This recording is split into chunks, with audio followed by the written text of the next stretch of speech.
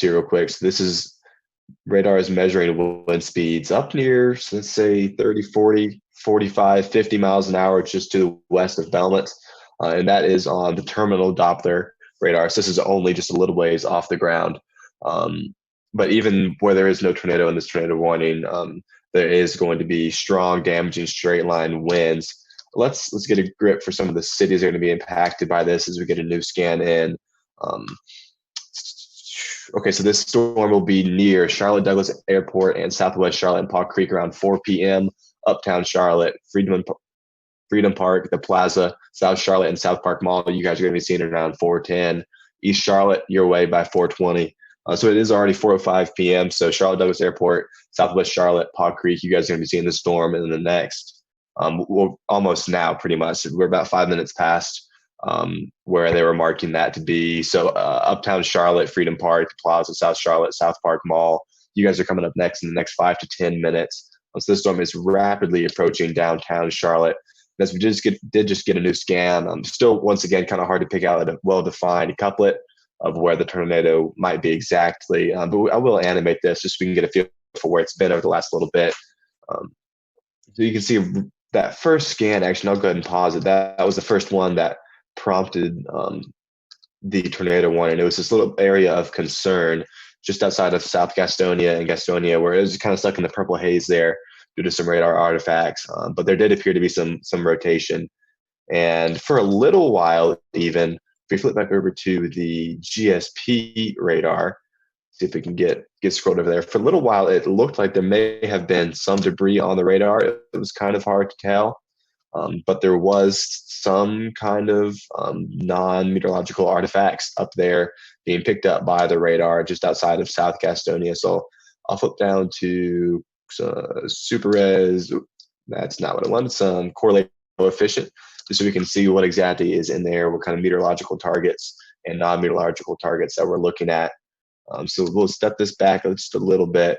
And you can see that, so this is right as the storm was passing South Gastonia, and this may be kind of what this little area of some lower values, some 0.7s, 0.5s, 0.8s, whatever, that were indicating maybe there was a little bit of debris in the air. Now, this isn't very well defined, and once again, maybe some debris lofted after it passed Gastonia up in the air over Lowell and to the west of Belmont. But that is really hard to tell. So there is no well-defined debris in the air right now, but I'm going to go back over to terminal Doppler just because GSP is kind of not in a great spot for it. And I'm going to flip over to base reflectivity. Actually, before I do that, so let's stick with base reflectivity for a second. I would note two things here. One, this little kink in the line just outside of Charlotte Metro. So this will literally approach downtown Charlotte in the next 5 to 10 minutes, probably like 5 minutes. This little kink is very concerning to me. One, it's in the tornado warning. So Charlotte, downtown Charlotte, anyone in any of the cities that we've been mentioning, Belmont, Cramerton, South Gastonia, you guys are past it. Cramerton, you're past it. But downtown Charlotte, South Lake Mall, Huntersville after that. Scroll out and just get a bit of a wider view. Harrisburg heading your way. Huntersville, hopefully you'll stay a bit north of it, but we'll keep an eye on it. For now, you're only in a severe thunderstorm warning. But if you're in the tornado warning, you need to be going to your safe shelter. You need to be going to the lowest level of your home, most interior room, away from doors and windows. If you can, get a helmet, cover your head, and you want to protect yourself in the event that this tornado is on the ground. But that little kink in the line just outside of downtown Charlotte is concerning because I don't think that is exactly what the warning was issued for initially. When this warning was first issued, it was for a circulation just outside of Gastonia in this area, which has now transitioned up outside of Belmont. Doesn't seem to be that tight, maybe near Mount Holly now on the northern edge of that warning. But we are going to watch that kink in the line that I was just mentioning down outside of Charlotte. And that was right about here, moving, unfortunately, right towards Charlotte. So there is, we can't tell if there's a tornado on the ground, but it is within the warning. So you need to act and prepare as if it were. Once again, getting into your safe place, the lowest level of your home, most interior room, away from doors and windows, covering your head. Put shoes on in case something were to happen and you were to have to breathe. You don't want to have to walk out barefoot. So certainly, if you're in this warning, take shelter now. Don't wait until you can see it. This is definitely a high precipitation storm. There's going to be a lot of rain likely wrapped around the tornado. You won't even be able to see it. So when it comes time for this tornado to hit you, you may have 10 seconds of warning as the wind picks up. So don't wait until you can see it. Go ahead and take shelter immediately downtown Charlotte. Let's read off some of those areas again for anyone who's just joining and wanting to know some of the areas that are under the threat. So this storm was supposed to be near Charlotte Douglas Airport, Southwest Charlotte, and Paw Creek around 4 p.m. That time has passed. The storm is likely just moving past there, maybe heavy rain now, but the tornado threat is diminishing for those areas. But uptown Charlotte, Freedom Park, the Plaza, South Charlotte, South Park Mall, you guys are going to be seeing the storm pretty much now. It's right on top of you in the next 5 minutes. Then it's going to be transitioning towards East Charlotte by 4:20 p.m. Now, this storm is set to expire. This warning is set to expire at 4:30, so it's still good for another 20 minutes or so. But just for a more general area, for those of you who may live in smaller cities that weren't just listed, that are listed in this warning, West Central Mecklenburg County and Southeastern Gaston County, that's really where we're watching for potential tornado development over the next 10 to 20 minutes. This storm, just once again, is moving at 60 miles an hour. So this isn't going to be the storm that you can outrun in your car. It's moving at highway speeds, which means it's rapidly approaching downtown Charlotte. It will be there any moment. And as we flip back over, a little bit concerning, I'm going to go over to reflectivity. We just got a new scan as the storm approaches. Ooh, and another one.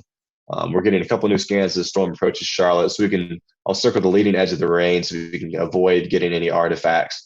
But this is kind of the leading edge, maybe where we could see some circulation and come back over. Coming back over, we can see that there is that's kind of the area that we're watching for tornado development, just to the southwest of Charlotte. And it's not a very well defined couplet, but there is definitely some rotation going on there, pretty weak. But any rotation with a tornado warning, we want to be careful for. So downtown Charlotte, your moment is now. This area of rotation will be on top of you in the next 2 to 3 minutes. So take shelter immediately. Anyone in downtown, anyone near downtown needs to be taking cover. This storm is moving fast enough, actually, that it's going to be outrunning its warning in the next 10 minutes or so. So we're going to have to watch that and watch for potentially a reissuance. So as we step back out, we can look at where the storm is heading. Harrisburg, you guys are a little ways down the line, maybe 20 minutes out. Mint Hill, you guys could also be in this warning. And here we go, get a new scan coming in. But downtown Charlotte, you guys are now right on the edge of the strongest wind. So as it approaches, if there is a tornado on the ground or any area of rotation, is going to be moving through downtown Charlotte immediately. Just to look further west, areas that have been cleared: Belmont, South Gastonia. You guys are past the areas of concern. So you guys are in the clear, even though this warning is still in effect for you. I would expect this warning to be shortened a little bit and moved. Belmont, South Gastonia, you guys to be moved out of the warning over the next few minutes. But this warning is in effect until 4:30 p.m. We'll likely see potentially a reissuance in the next 5 to 10 minutes if that happens.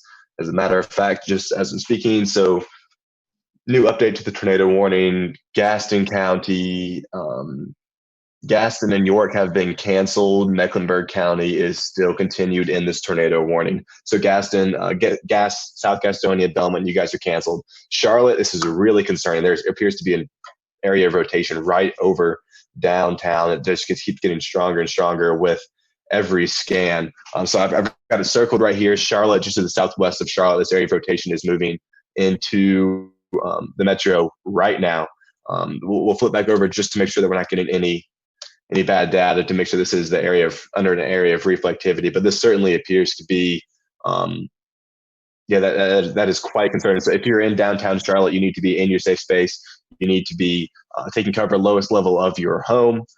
Let's away from doors and windows. I'm trying to balance everything here. Let's get a few more city names out just as it's been updated. See if any more have come to light. So this dangerous storm will.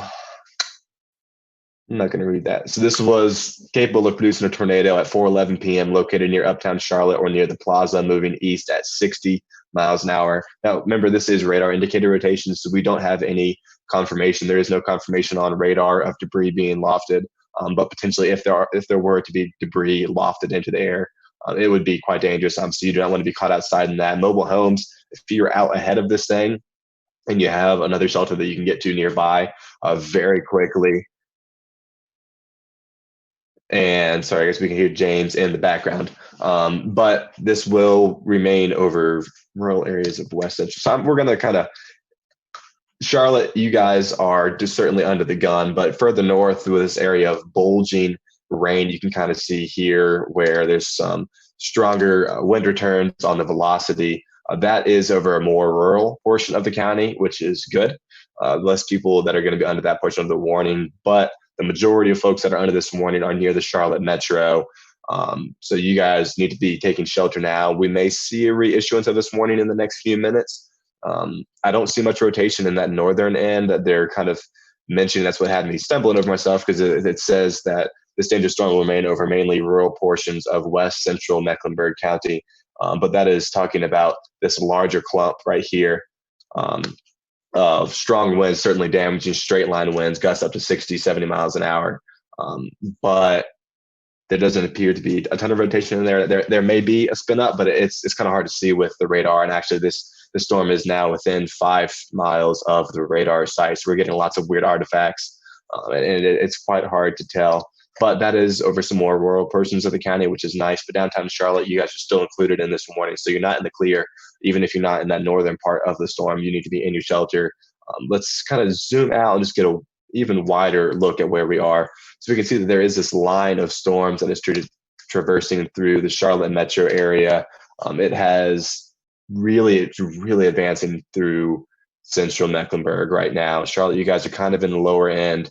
And there is this big, broad severe thunderstorm warning currently that is in effect for much of Mecklenburg County, including Concord. So I'll read this one off too, just because it's equally as important. 60-mile-an-hour wind gusts, nickel-sized hail. That's what we're going to be looking for with this severe thunderstorm warning. Lots of places in this. I'm just going to read some of the broader counties, but Cabarrus County, southeastern Iredell County, southeastern Lincoln, Mecklenburg, northeastern Gaston, and northern Union County. You guys are all under this bigger severe thunderstorm warning. Some of the cities: uptown Charlotte, Huntersville, downtown Concord, central Charlotte, south Charlotte, northeast Charlotte, east Charlotte, northwest Charlotte, west Concord, and Matthews. So anyone who's in or near any of those cities that I just mentioned, you guys are going to be under this broader severe thunderstorm warning, which is where we're really looking for stronger straight line wind gusts and some small hail. But the tornado warning is still in effect for the Charlotte metro area until 4:30, I believe, just for another 12 to 13 minutes. 6 minutes ago, it was roughly located near Uptown, or near the Plaza, moving east at 60 miles an hour. So this storm could certainly be another 6 miles further east than when this warning was last updated. This is moving so fast. We just got a new update for severe thunderstorm warning. So out near Chester, well, actually, let's check out this little cell, because there's a little spin-up cell just discrete, just on the front edge of the kind of main storm that we're watching right now. There is a smaller cell near Matthews. We're going to have to keep an eye on. The storm, or the radar system is picking up on a tornado velocity signature, so there could potentially be some rotation there. No tornado warning for Matthews and Hemby Bridge, Lake Park, Indian Trail, Stallings. But we are going to have to watch that cell closely over the next few minutes as it begins to move to the northeast, out ahead of the main line. Downtown Charlotte, it looks as if you guys flip over to reflectivity before I give you the all clear, but it looks as if that area of rotation that we were kind of concerned about has moved to the east. And now we're just watching this big glob of rain and straight line winds to your north. It's might even have a little bit of a MCV wrapping up here. You can see this area of almost low pressure or area of localized low pressure and spin right here just to the south of Belmont. And you can see that instead of this straight, strict northwest motion, or northeast motion, pardon me, we're almost getting a little bit of spin around here. And we're certainly seeing that with this big glob to the north, and I'll play it against you and see what I mean. But we're getting this area right back here near Belmont that's kind of wrapping up. And this is a concerning look, definitely, for tornadoes. And we just got a cancellation of the tornado warning from Mecklenburg County. So Mecklenburg County, you guys are in the clear for the tornado warning, still under the severe thunderstorm warning for damaging straight line wind gusts up to 60 miles an hour and nickel-sized hail. But for the moment, the tornado threat has subsided. I will actually click on this severe thunderstorm warning just to make sure. Let's see if it has a tornado possible tag. So this severe thunderstorm warning still does have a tornado possible tag, meaning that there could be a quick spin up in here that flies underneath the radar unnoticed. So it's never a bad idea to treat one of these severe thunderstorm warnings as a tornado warning and just go ahead and take shelter, especially when there's tornado possible tag on it. So while this tornado warning, it still appears on my screen, it'll disappear here in a second. While it has just expired, the severe thunderstorm warning will stay in effect for a little while longer.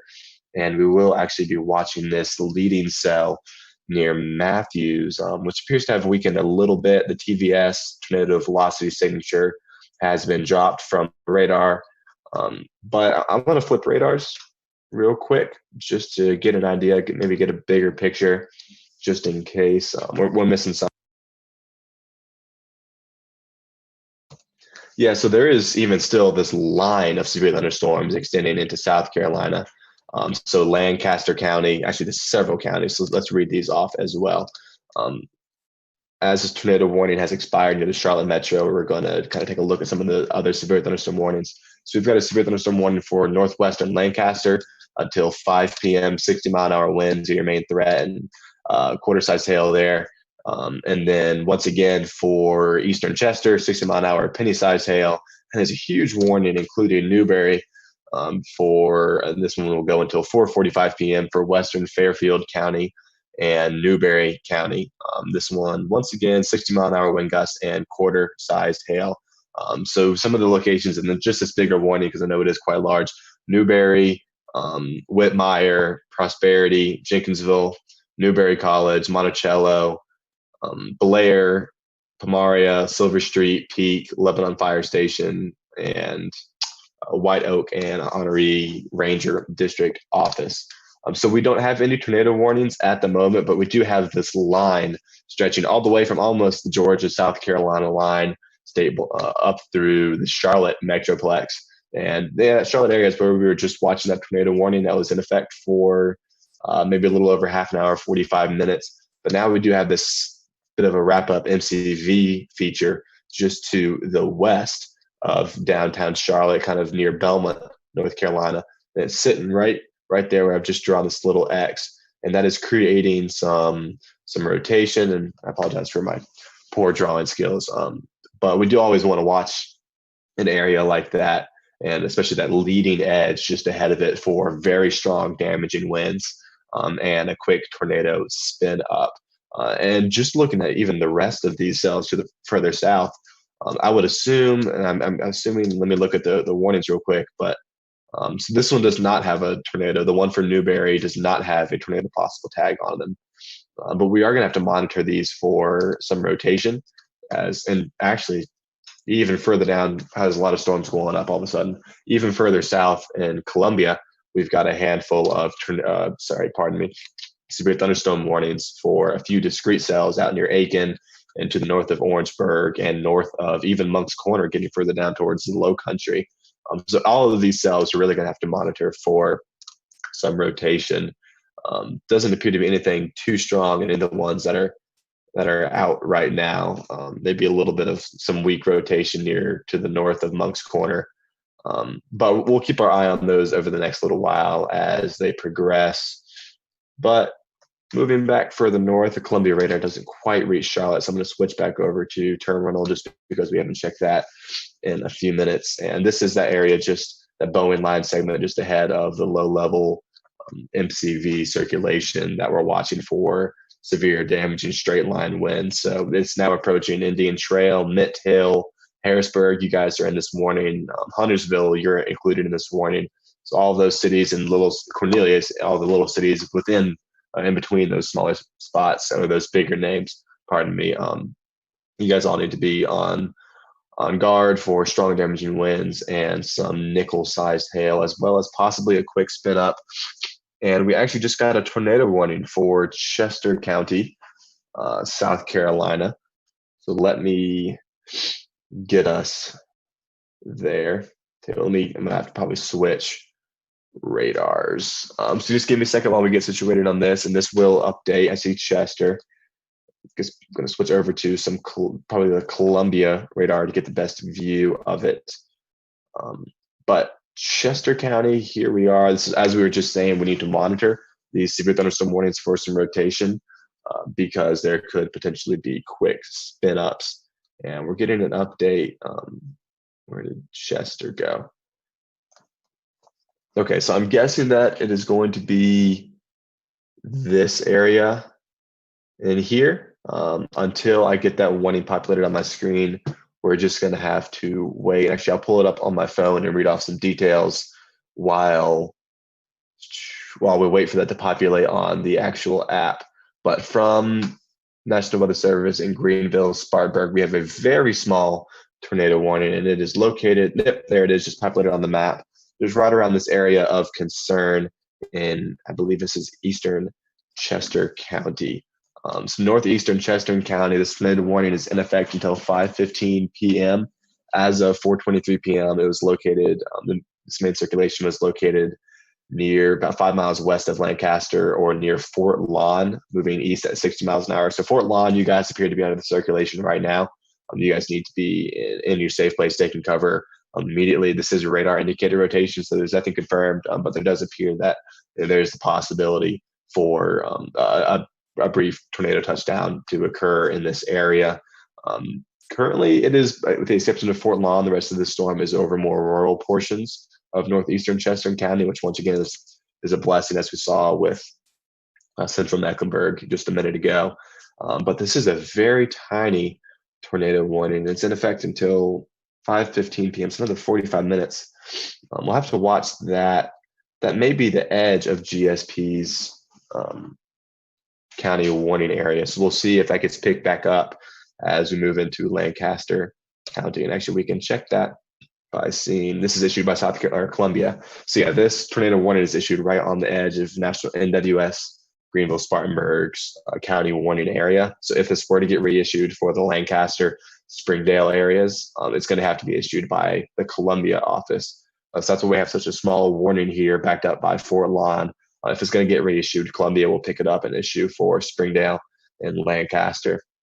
Let me actually make sure that I'm capable of getting that warning set up. While I have a bit of delay on the radar app, so let me get Columbia warnings going for us. And there we are. Okay, so no tornado warning from them yet, but there is still the severe thunderstorm warning that's in effect for Lancaster and Springdale, South Carolina, as well as a little bit of like Elgin, South Carolina. It does not have a tornado possible tag on it, so it's a bit of a disagreement there between maybe GSP and Columbia. GSP does have the western rotation warned, which is actually crossing into the severe thunderstorm warning as we speak. But Columbia doesn't seem to be too concerned about it, so they're going to choose to not issue a warning on it. And it appears that this rotation is quickly moving into Springdale and Lancaster, so Lancaster County, and will not have a tornado warning with it. So just a broad area of rotation. But nonetheless, anyone who is in Lancaster County, northwestern Lancaster County, you guys need to be watching for 60-mile-an-hour wind gusts, penny-sized hail. This really is it's a whole line extending from Waxhaw to about 6 miles west of Great Falls. And this whole thing's moving east at 45 miles per hour. A few cities, locations that are being impacted include Lancaster, Elgin, Van Wyck, Irwin, Camp Creek Fire Station, Lancaster Mill, Carolina Commons Shopping Center, and McDonald Green Elementary School. Thankfully, there shouldn't be many people in there because of COVID, but nonetheless, we are going to have to watch all of these areas and watch this little area of rotation as it moves out of the tornado warning.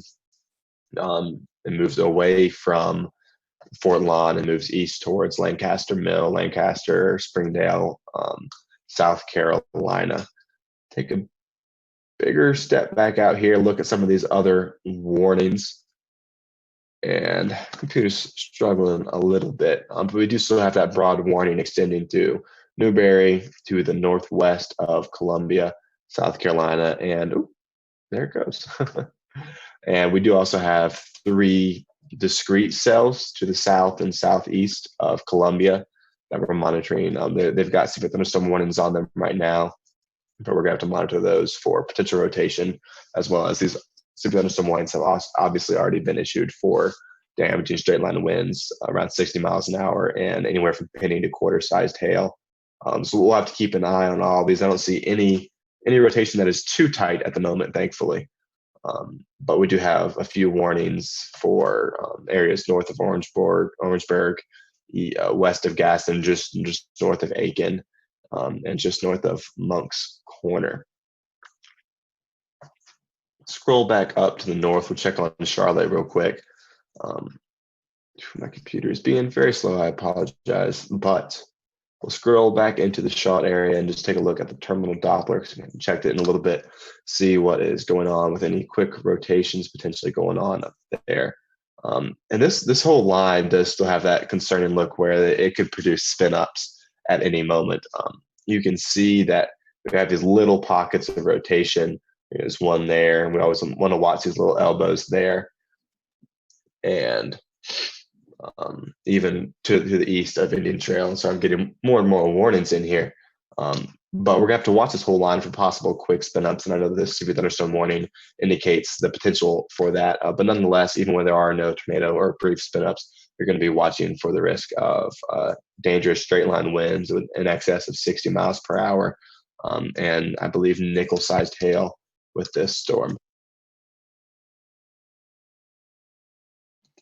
Yeah, so nickel-sized hail, 60-mile-an-hour wind gusts, located along a line extending from 10 miles northeast of Gastonia to 5 miles northwest of Uptown, all the way down towards Indian Land. All of this is moving northeast at 45 miles per hour.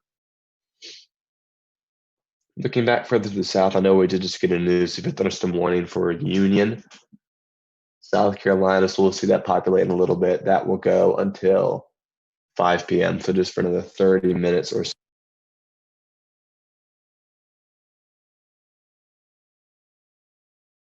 And the tornado warning has been canceled for Chester, South Carolina. So that has been allowed to, or actually was canceled before it expired. So that rotation that was located near, or just to the west of Lancaster near Fort Lawn has, in the U.S. Columbia, has decided to not warn on it, and instead or not put a tornado warning on it and just stick with the severe thunderstorm warning that is currently in effect for that area. So once again, we're back to no tornado warnings on the board. Hopefully we stay that way, but we do still have this whole line extending from just to the northeast of the South Carolina, North Carolina border. We'll get some city names for you. So just basically extending from 30 to 40 miles south of Greenwood, South Carolina, all the way up to the Charlotte area, Concord, Huntersville, Mooresville. This line's extending and bowing all the way up there, as well as do have a few discrete cells further south and southeast of Columbia, South Carolina. So now that we do have, or now that we don't have any tornado warnings on the board, I'm going to leave the radar running for a second. Just go grab a glass of water. But we will continue to monitor this when I get back in 30 seconds and look at some of these severe thunderstorm warnings.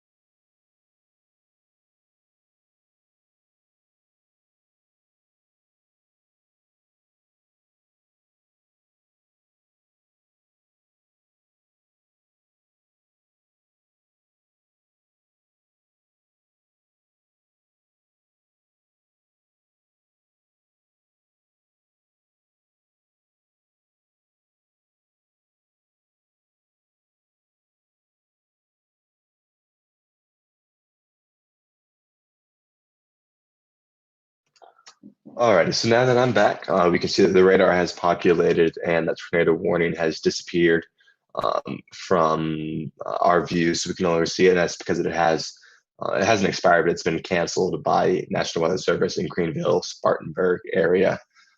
So that has moved. Storm and the whole rotation has actually moved into the Columbia warning area, and they don't think it really warrants a tornado warning.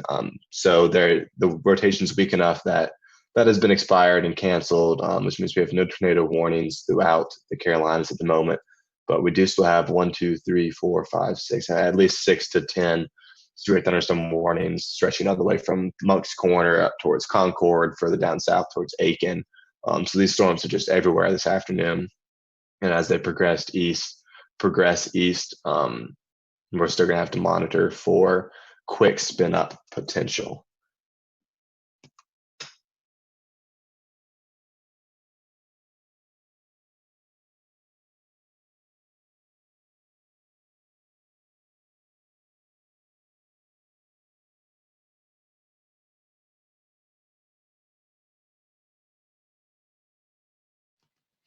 So before we potentially hop off, we know we don't have any tornado warnings on the board, so we'll switch back over to some automated weather messaging systems. But just to take a look at the severe thunderstorm warnings real quick, we'll get an idea for what's out there and who's under them. So there's this one isolated cell north of Monk's Corner for severe thunderstorm warning for Berkeley County. It's located at 4:23 p.m. near Eddytown, moving northeast or moving east at 20 miles an hour. Yeah. So we're looking at minor hail damage and to vehicles and homes, as well as potential wind damage to trees and power lines. So we're getting a report from the Charlotte area from James Brierton, of our executive producer, of trees bent outside halfway over just from the severe thunderstorm warning. So that's just from the straight line winds that are moving through the Charlotte metro area.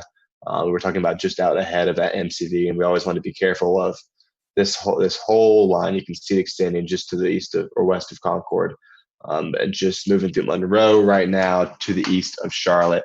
But this whole line is a spot that we're going to have to monitor for potential quick spin ups. And I know I've just pulled away from looking at some of the South Carolina storms, but with that report, it's certainly worth mentioning that the damage that can be done in these straight line winds type scenarios could sometimes be equal to or even worse than a weak tornado. So you can get straight line wind damage that brings trees down onto cars and onto houses.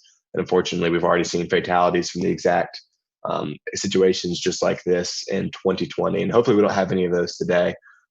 But you can see that the radar even is picking up on a couple of areas of potential rotation. One of those to the north of Monroe, just to the east of Mint Hill. It's very difficult to pick out exact spots and where these really quick spin ups could happen. But nonetheless, straight line winds are going to be the threat here. And really the area, I'd say, of the strongest straight line winds with this particular portion of the line is going to be this stretch right here. So from just outside of Monroe, arcing up counterclockwise all the way to Huntersville, getting ready to enter Concord, just about passing through Harrisburg right now. Concord, Kannapolis, you guys are going to be under the gun shortly. Kannapolis, you are not under the severe thunderstorm warning at the moment, but don't be surprised if that gets issued for your area in the next few minutes. This whole line will slowly progress to the east and maybe east-northeast over the next little while. So Albemarle, Rockingham, even further down the line, you guys have been added into a severe thunderstorm warning, even though the storm hasn't even yet entered that warning. It will be, and it's moving east about 45 miles an hour. So you guys will see the storm approaching over the next hour or so.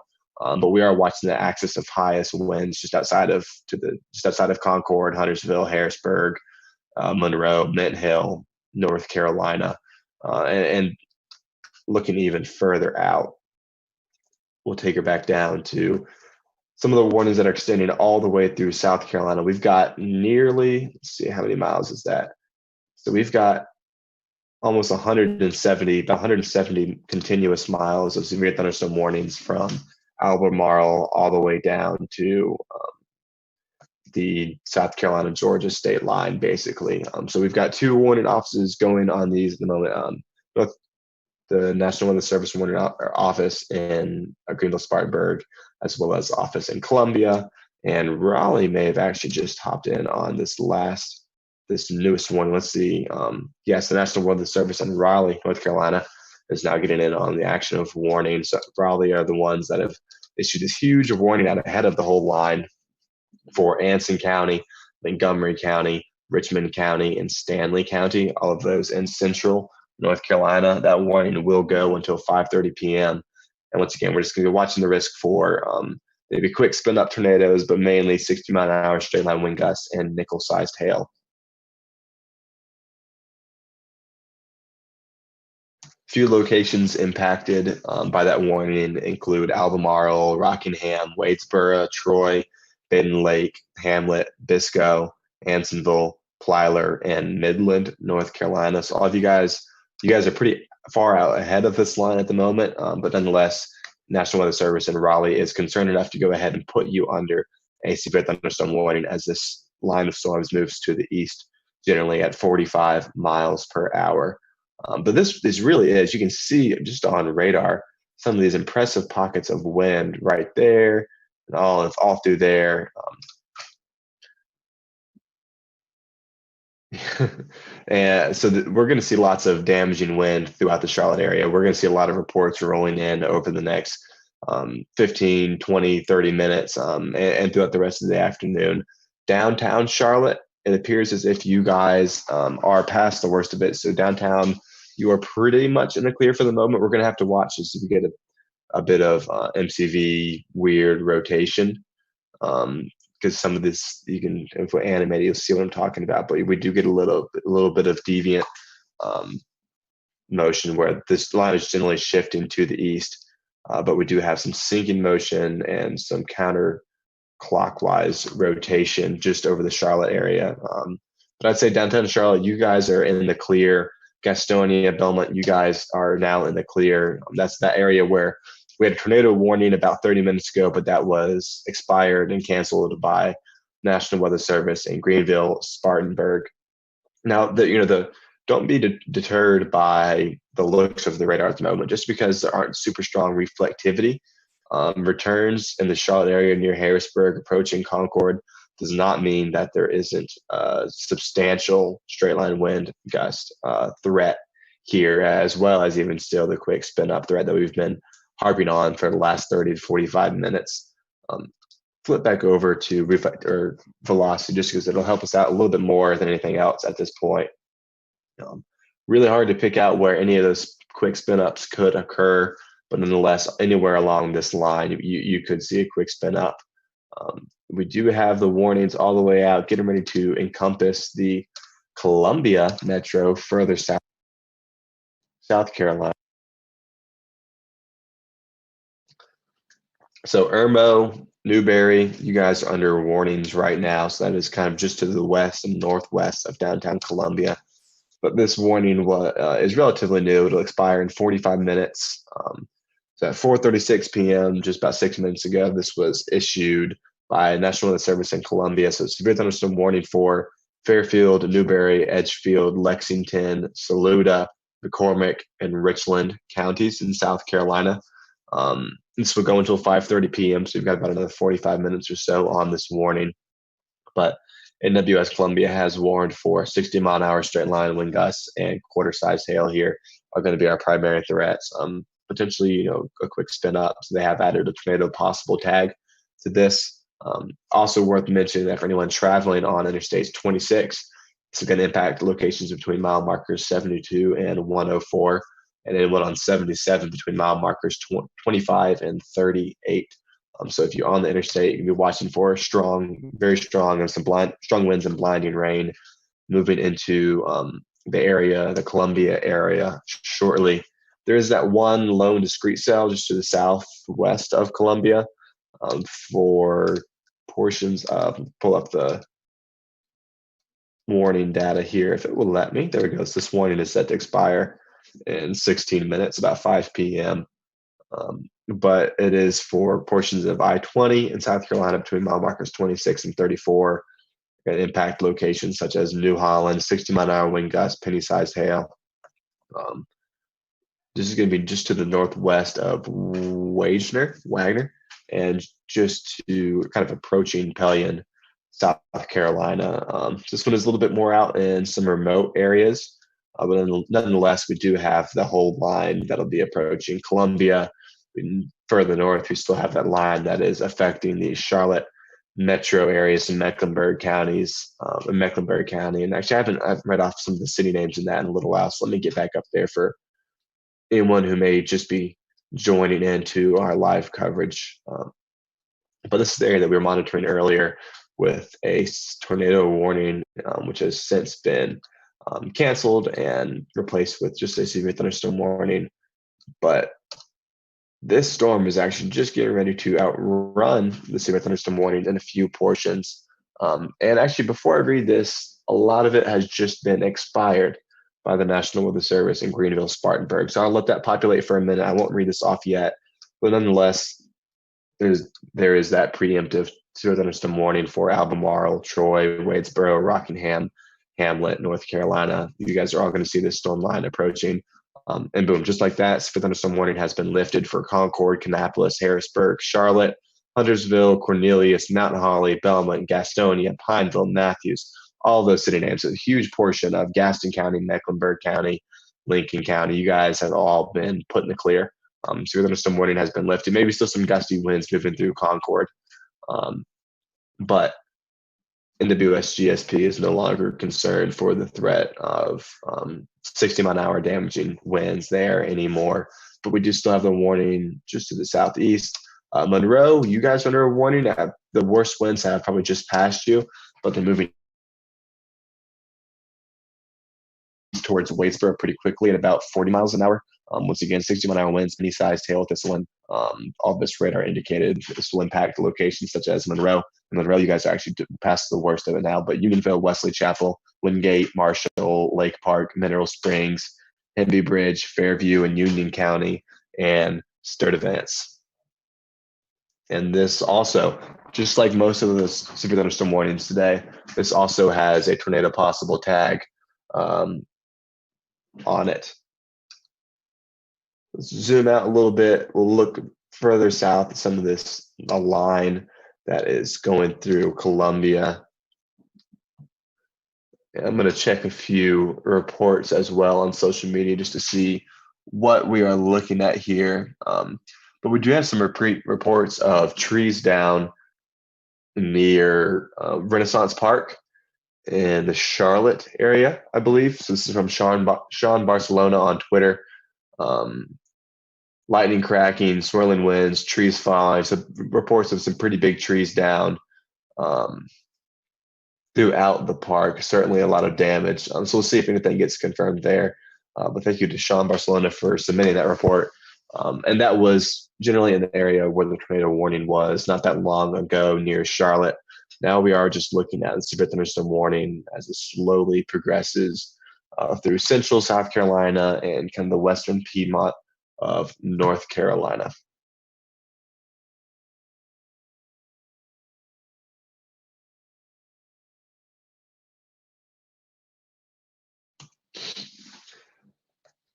So over the next 45 minutes to an hour, downtown Columbia, you guys are going to start getting impacted by kind of the tail end of this line. To pull up this severe thunderstorm warning, southern Fairfield County, southern Newberry County, northwestern Edgefield County, northwestern Lexington County, Saluda County, northeastern McCormick, and northwestern Richland County. You guys are all currently under this warning. It is slowly, a little bit slower than the storms to the north, but moving east at 40 miles an hour. As of, it was about 15 minutes ago now, so we won't. 15 minutes ago is located along the line extending from the Newberry County Airport to near McCormick County Airport. But that storm has shifted to the east a little bit over the last 40 minutes over the last 15 minutes by it'd be 5 to 10 miles or so. But Irmo, you guys are in this warning. Lexington, you're right on the edge.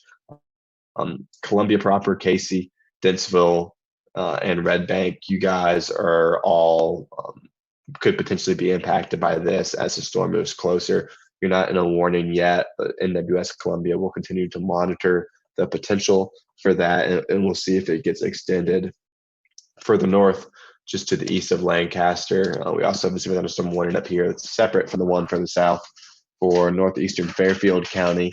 Lancaster County, western Chesterfield, and northern Kershaw County, and central South Carolina. This will go until 5:30 p.m. So as of, once again, about almost 20 minutes ago now, it was located along a line extending from near Waxhaw to near Winnsboro, moving east at 40 miles per hour. With this one, we're really looking at a wind threat, 60 mile an hour straight winds, straight line winds. Not that much of a hail threat with this storm, but nonetheless, we could still see some damage to roofs, siding, and trees. We'll jump out of that and move up the line just a little bit. Super thunderstorm warning has been canceled for Monroe. So Monroe, North Carolina, you guys are good as that line moves further east. But Albemarle, Rockingham, Hamlet, you guys are going to be under the gun next as this moves to the east of Charlotte with some damage to straight line winds, nickel, maybe quarter-sized hail with that. And we do still have those 3 isolated cells further south. Let's see if I can get it to go. It'll scroll here in a second, but we do still have those 3 isolated cells further south. And I believe, actually, the thunderstorm warnings have been canceled on all 3 of those cells. So those are some strong thunderstorms now. Thankfully, the warning has been dropped there. But as these storms approach Columbia, we'll flip back over to some reflectivity data because we haven't looked at that in a minute.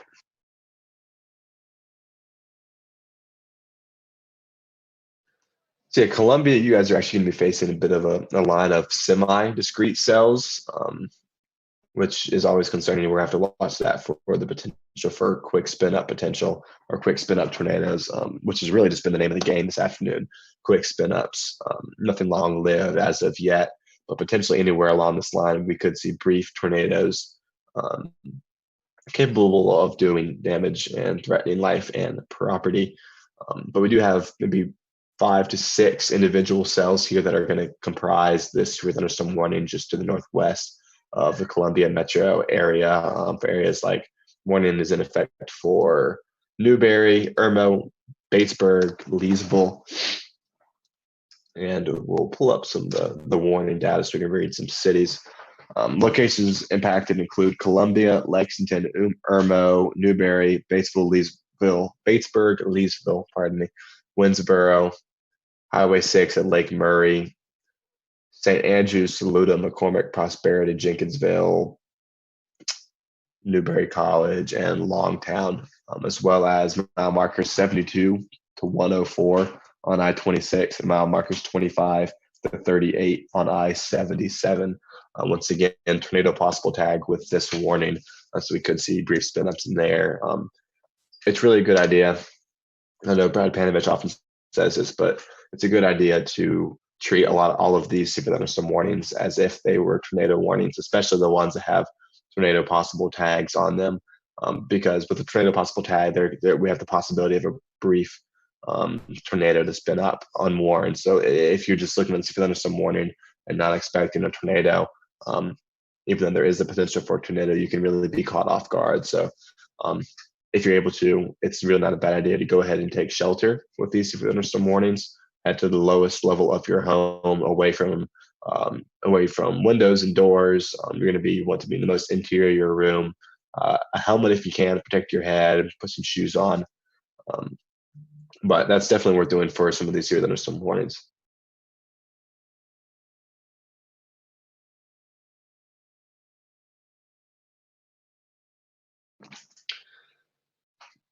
Moving further north, we've still got that warning for Lancaster, which we just updated on, but we haven't looked at terminal Doppler in a little bit out of Charlotte, so we'll flip over to that as this line extends east. And a whole lot of tornado velocity signatures being picked up by the radar along this line, which is concerning. So everywhere from Albemarle further south, kind of this line extending down towards maybe 7 or a lot more than about 20 miles east of Lancaster.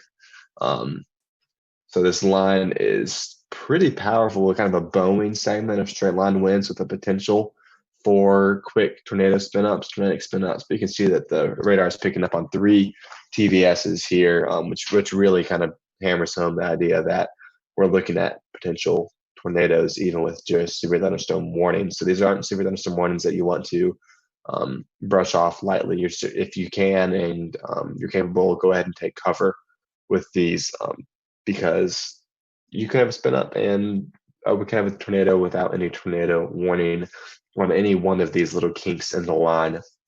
Just because these tornadoes are so quick and so low that they fly underneath the radar, there's no way to pick them up.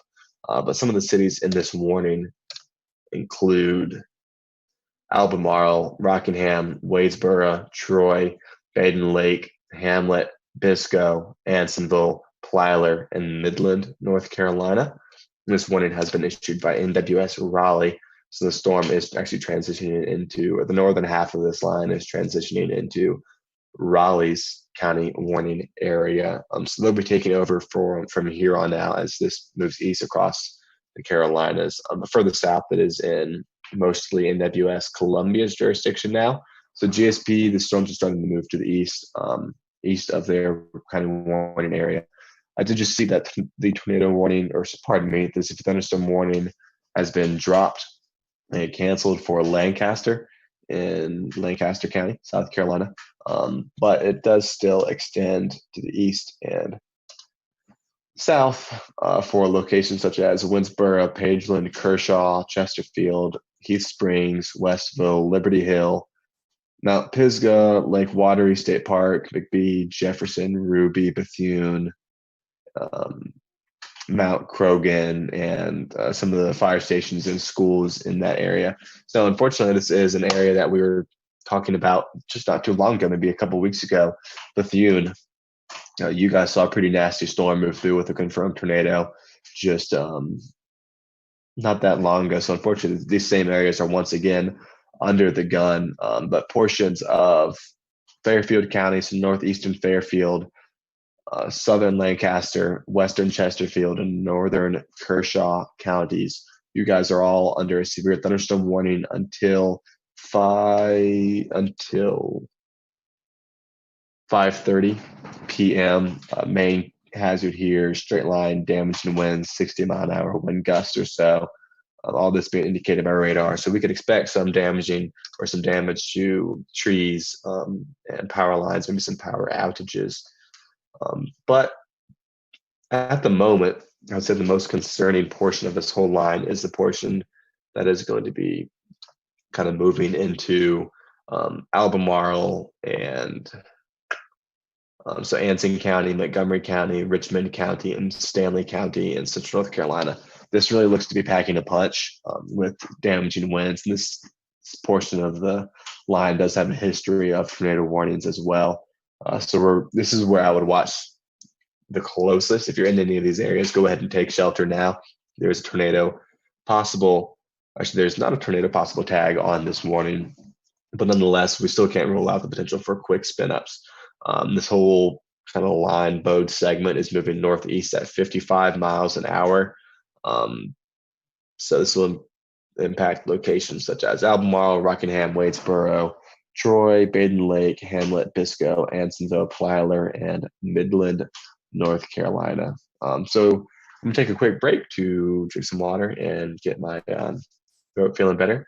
But I'll leave the radar running, and we'll be right back with continuing severe thunderstorm coverage in the Carolinas.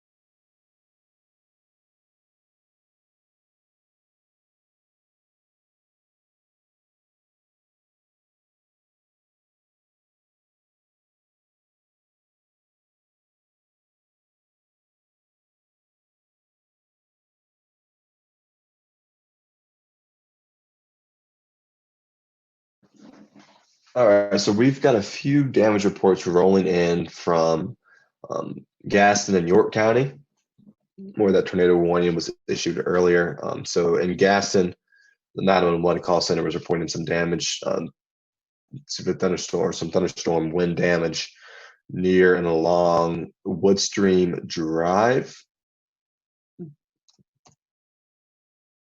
That may have been, I'm going to get this pulled up, and pardon me for doing it on my phone, but we're going to get it pulled up here while I run the radar on the computer.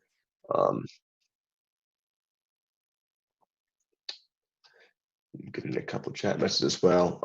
But some trees down near Woodstream Drive, possible tornado, as well as another report down in York County from more thunderstorm wind damage reported with trees down along Lawrence Road, and one more in Greenville County. So this one would have happened earlier in the afternoon, where the public was reporting some like 10 to 12 trees down on Windover Lane.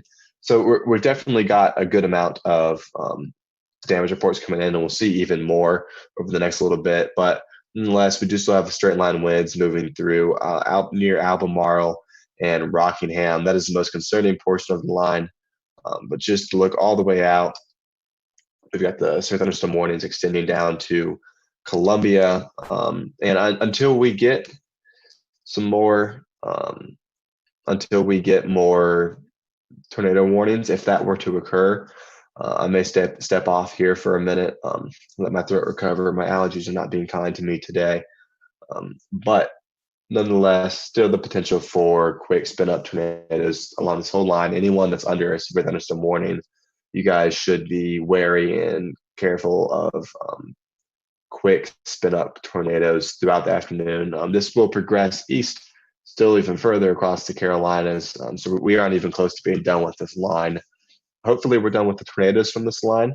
And we'll stick with just the severe thunderstorm warnings as it continues to progress to the east. But nonetheless, this is kind of the big picture of what we're looking at. The tornado warnings that we had issued earlier in the Charlotte area and for downtown Charlotte have been canceled. Those are no longer in effect. You guys, those areas, Charlotte, Gastonia, are in the clear. Concord, you're in the clear. Rock Hill, Monroe, you guys are in the clear. Greenwood, Greenville, Anderson, you guys are all in the clear. So these storms have all moved east of you. Even if you are still experiencing a little bit of light rain, you guys are okay. Coming up in the near future, Columbia, you're going to be affected by this over the next 45 minutes to an hour. Florence, eventually over the next hour or two, you guys are going to see this. Fayetteville, Lumberton, maybe even Sanford, and we'll just take a peek real quick before we jump off at the Raleigh Radar, just to get an idea of what the line looks from a bit of a different perspective. And this is actually a great example or a great way to see, see some of the quick spin up potential along that line that's moving near Albemarle and Rockingham. So I'll step this all the way forward right there. You can see that just these areas of possible weak rotation is going to be one of them there and one of them there. And then all this whole area in here just outside of Albemarle is pretty concerning. So we're gonna have to watch all those spots for quick spin up tornadoes over the next little bit. But hopefully none of those occur. Hopefully we just stick with severe thunderstorm warnings for the rest of the afternoon. But that is generally what we're looking at here at the Carolina Weather Group. And I'm gonna stop sharing my screen for just a second and see what we are looking at here. But it's certainly been a busy afternoon. Just to recap, we have had the tornado warning for Gaston and Mecklenburg counties in North Carolina. That was allowed to, or actually canceled, along with there's another one down near Lancaster, South Carolina, that was also canceled pretty quickly. So nothing confirmed yet. We do have reports of tree damage, widespread actually throughout, all the way from Greenville County, all the way through into York County, into Mecklenburg County, Gaston, and we'll see if anything comes out of Lancaster. But as this line continues to move east, we'll see even more damage reports coming in throughout the afternoon. So From Evan Fisher, from James Brierton at the Carolina Weather Group. I'm going to throw up my radar and leave it sitting until we can get it pulled down and back to the mainstream recording area. But we will jump back in if there are any tornado warnings issued, or if there's anything that looks concerning enough to warrant us to get back onto the live stream. So stay safe, monitor our social media as well as National Weather Service social media. If you got a weather radio, go and turn it on today. Watch for severe thunderstorm warnings if you're in the eastern parts of the Carolinas, because these things are going to get reissued as they move further east. So if you get placed under one, be aware that there is the potential for quick tornadoes, and certainly that warning has been put out for most likely damaging straight line winds and some small hail. So you're going to have to be prepared for all of pretty much every different mode of severe weather this afternoon and evening.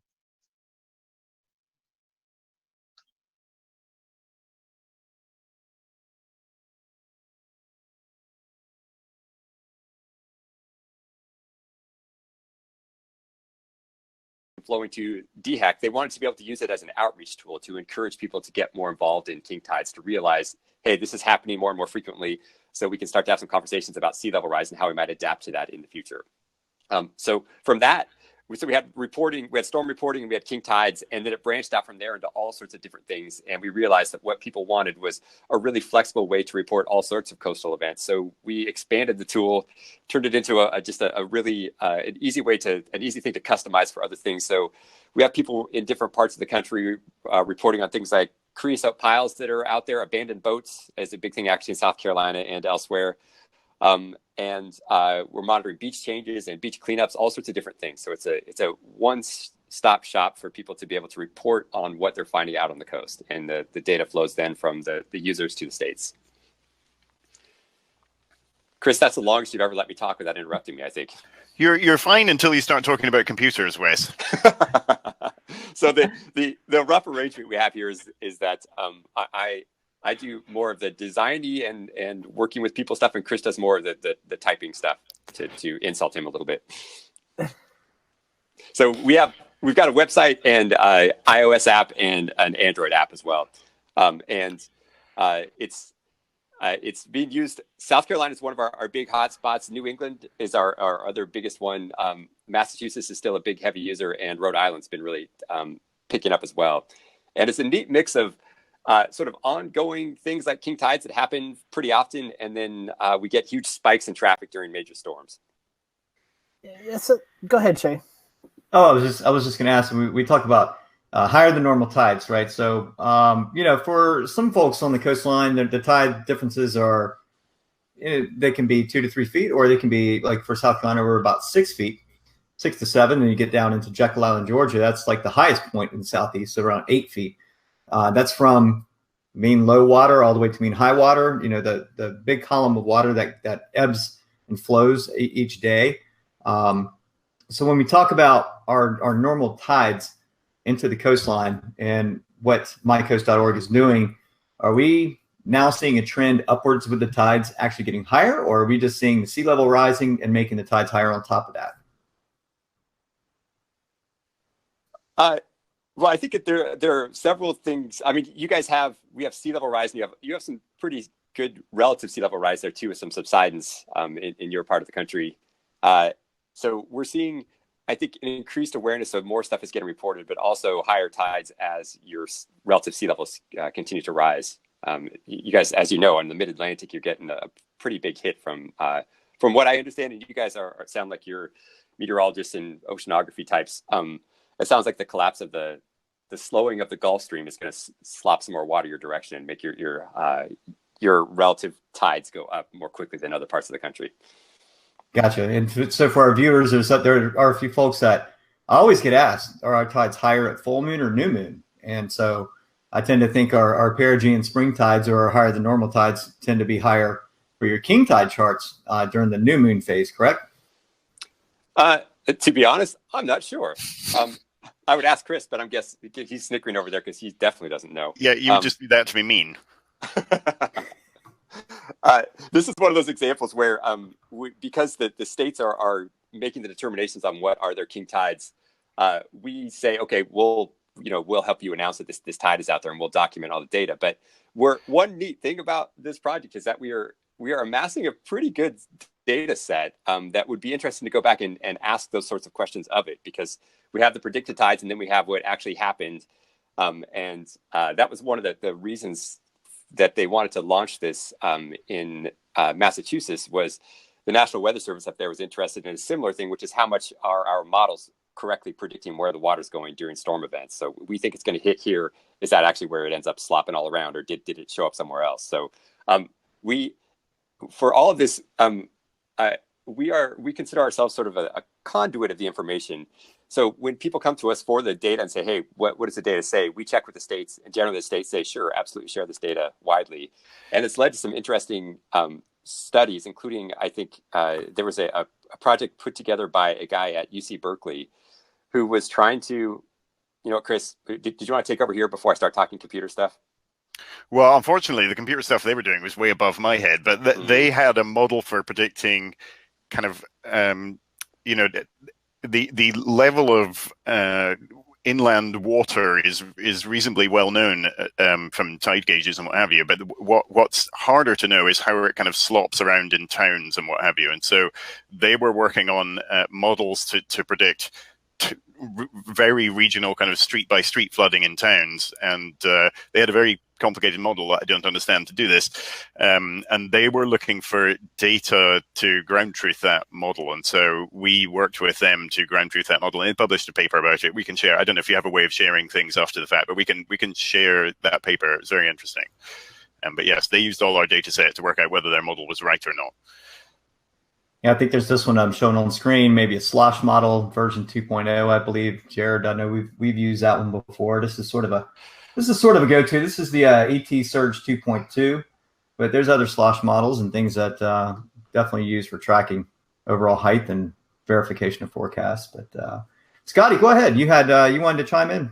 Yeah. So Chris, you and Wesley, I know you guys are doing this, but you formed partnerships. You'd already mentioned with South Carolina. A few states up in the Northeast. Talk to us a little bit about how those states, or maybe emergency management departments, or coastal planning departments kind of work with you guys. It varies a lot state by state. South Carolina, by far, what they're most interested in is king tide flooding. But what's probably a more interesting interaction with us is Massachusetts emergency management. Unfortunately, I think, Wes, you are the best person to talk about this, having been in their emergency management building.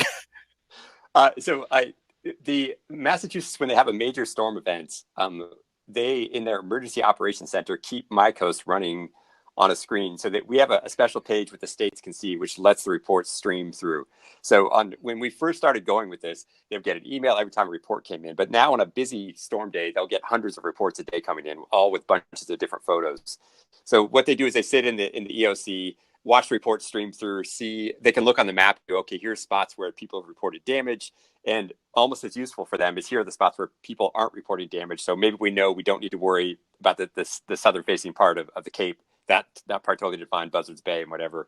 It's really the north part of the Cape that got hammered. And there's a way to sort of search through by almost any parameter later. So if they want to see, what sort of damage did we get where, they can really drill down into it. And we've been working more recently on figuring out how to, I guess, improve our game with making the data more useful. Right now, it works really well as a data repository that then the states can download easily all the data as a CSV and then toss it into their GIS system to run an analysis afterwards. But during the actual storm event, again, it's mostly they're just keeping track of, okay, this is spots where people have reported damage and these are spots where people have not reported damage. It's probably worth adding at this point that the majority of our reports come in via the mobile app. Originally, we made this mobile app as a sort of companion to the website, which was our main thing. And then now, like 90% of the reports come in through the mobile app, and nobody ever looks at the website except the people who are consuming the reports on the. We also have a couple of things that are useful in the storm situations where you can send out. You can't see it on the website because you're just logged in as a normal person. But if you're a kind of state administrator person, you can look on the map as to where users are running the MyCoast app, and you can then send out push notifications to very tight geographical areas. So you can say, like, we've seen damage here, we're concerned about damage here. Can anyone who's near there go and check now? Good evening, everyone. Welcome to the Carolina Weather Group. This is the Wednesday, August 14th, 2019 edition of our little weather get-together. We're happy to have you. This is show number 288, and we are on with Greg Carbon tonight. Greg is our guest. He works at the Weather Prediction Center. Perfect. So let's go for a two-part question here. What does the Weather Prediction Center do, and what exactly is your role in the WPC now? So the Weather Prediction Center is one of, I lost track here, but it's one of the national centers for environmental prediction. I'll list off the other ones. So you've got the Space Weather Prediction Center, which is located in Boulder, Colorado, kind of probably not known as necessarily a sister center to, say, the National Hurricane Center or the Storm Prediction Center. Those are the two others. There's the Aviation Weather Center in Kansas City. And then all the other centers are essentially located here in College Park. So that includes the Weather Prediction Center, the Ocean Prediction Center, the Environmental Modeling Center, and then the NCEP Central Operations, kind of the IT structure for all the other national centers. So we are essentially a national center of expertise focused on precipitation, quantitative precipitation forecasting, or QPF, if you're a meteorologist. Specializing in that, not only in the form of liquid, but also in the form of frozen precipitation in the form of snow and ice. Also, a long-time center specializing in medium range forecasting, basically looking out 7 days and trying to decipher, what both the guidance and the large-scale pattern support for the forecast of the upcoming week. So a center devoted to that. And then we do the prog charts and surface fronts. We do surface analysis. I actually worked the surface analysis desk on Sunday, which is one of everyone's favorite positions as a meteorologist. You're doing real analysis. You're trying to figure out, well, is that a front? What is that front? Is that a warm front, an occluded front? Where's the low? Where's the high? And we do that analysis over North America every 3 hours. So we're responsible for the official record of the surface analysis over North America, over the continent. And then we combine that analysis with the Ocean Prediction Center, and the Hurricane Center does their analysis over the Caribbean region. That's combined for what's called the Unified Surface Analysis. So the Weather Prediction Center essentially does what's in its name, which is weather, day in and day out, specializing in where we don't do necessarily the hazard forecasting in terms of extreme rainfall.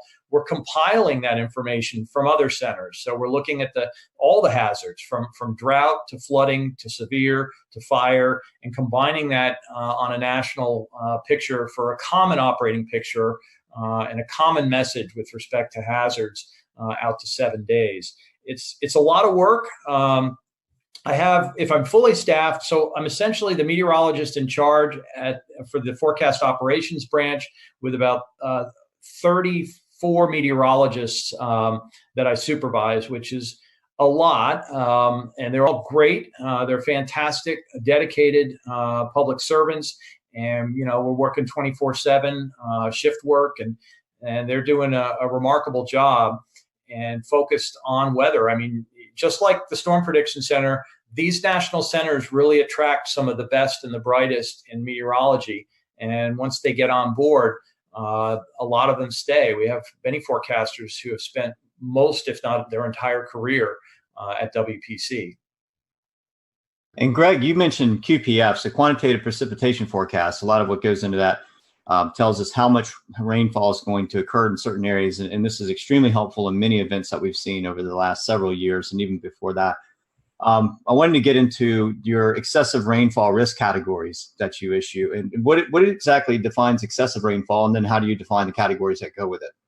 So the excessive rainfall outlook that you mentioned, Shay, is an outlook product similar to the Storm Prediction Center's severe thunderstorm outlook, or what they call the severe weather outlook product. It generally covers a 24-hour period for the next day, and then the day after, tomorrow, and then the day after that.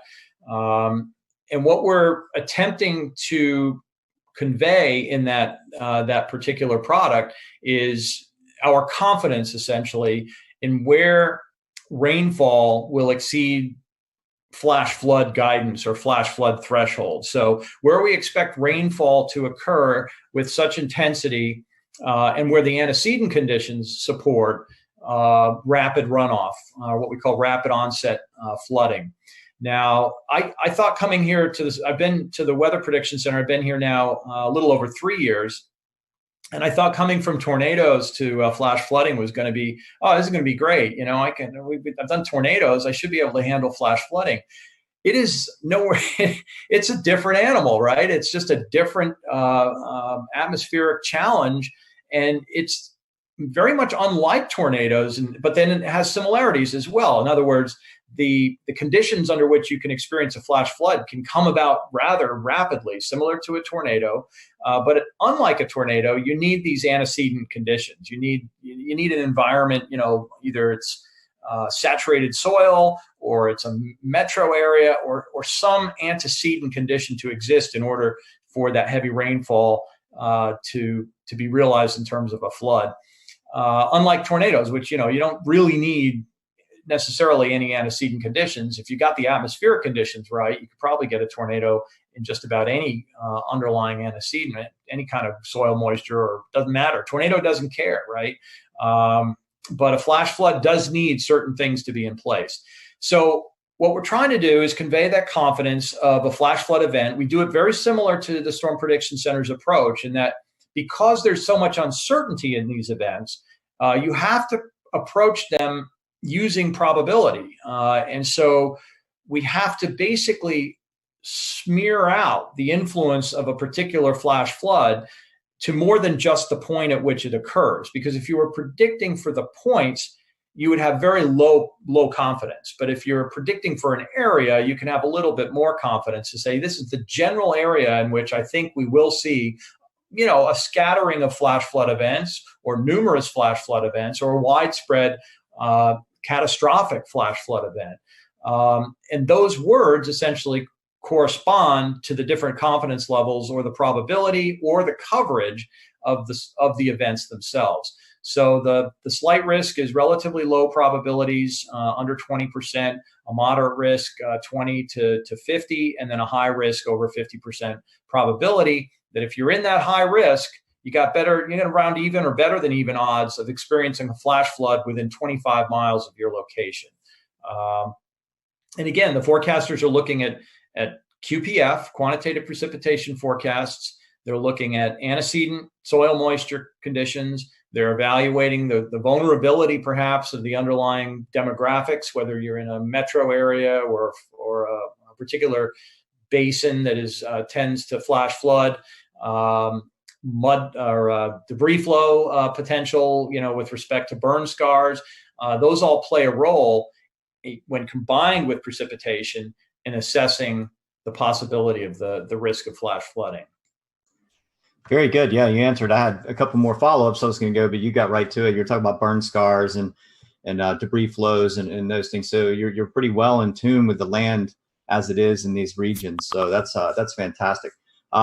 Flipping to our next topic, I wanted to go ahead and bring that. If anybody else had anything they want to ask about the excessive rainfall risk categories, anybody from the panel? Okay. Winter weather products. Let's talk shop about that. Go ahead and just kind of explain what WPC does, what they offer for these products for folks that as we start heading into the fall. Sure. So I should back up a little bit here and talk about, we were talking about the different centers for environmental prediction, and the purpose of these centers essentially within NOAA is that you bring together the meteorologists and you task them with focusing on particularly challenging forecast problems, whether that's precipitation, winter weather, flash flooding, or tornadoes, right? So we see that, or hurricanes for that matter. So we see the national centers are kind of focused on these particularly, challenging forecast issues that we have. And the reason that you can gain experience in those areas is because you're tasked with that day in and day out over a really large area, right? The United States. And so you're not confined necessarily like the forecast office is perhaps to just that area of responsibility, half a state or, a couple dozen counties, which is a significant responsibility when you get down to warning mode and supercell thunderstorms. But with respect to understanding the ingredients necessary for severe storms or flooding, you can apply the concepts of forecast meteorology across a relatively large domain. And if you're tasked with that day in and day out over a large domain, you gain a level of experience perhaps that's greater, say, than someone that may not experience that kind of forecast challenge as often when they're focused on a smaller region. So these centers of expertise are important in terms of providing an overview, a big picture, but also insight and knowledge that may not be available elsewhere, and focusing that knowledge into products like the excessive rainfall outlook, mesoscale precipitation discussions, and winter weather. So with winter weather, the focus is again on the synoptic scale, the pattern recognition for winter storms, and applying some of the latest guidance with respect to ensemble techniques in developing probabilistic approaches to snowfall. And so we're working actually this coming winter on an experimental, what we call the winter storm outlook. Just like other outlooks, is going to look, day 1, 2, and 3, various periods of time.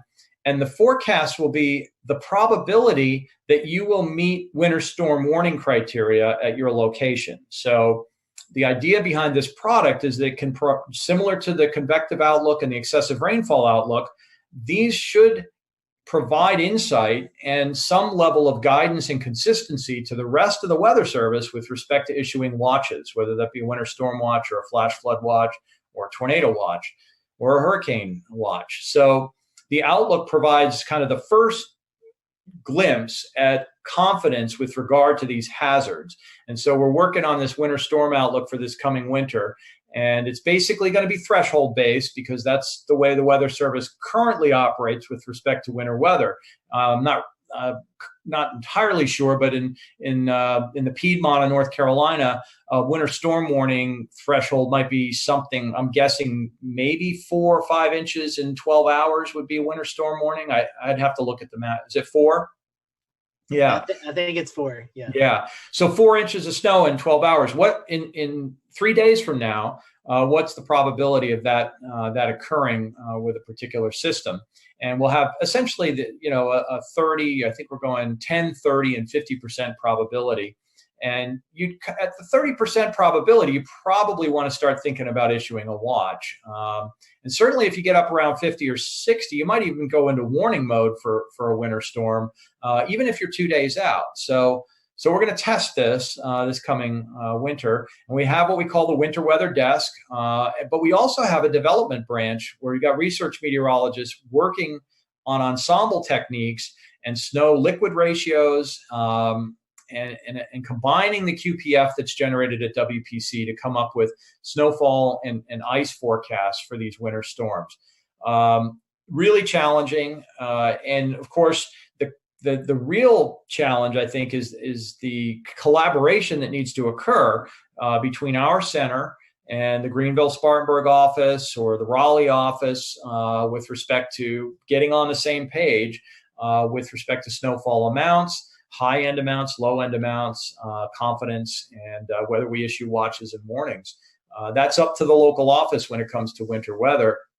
And we want to collaborate and provide those offices and the rest of the weather enterprise with the best information we can from the experts that are looking at it at the Weather Prediction Center.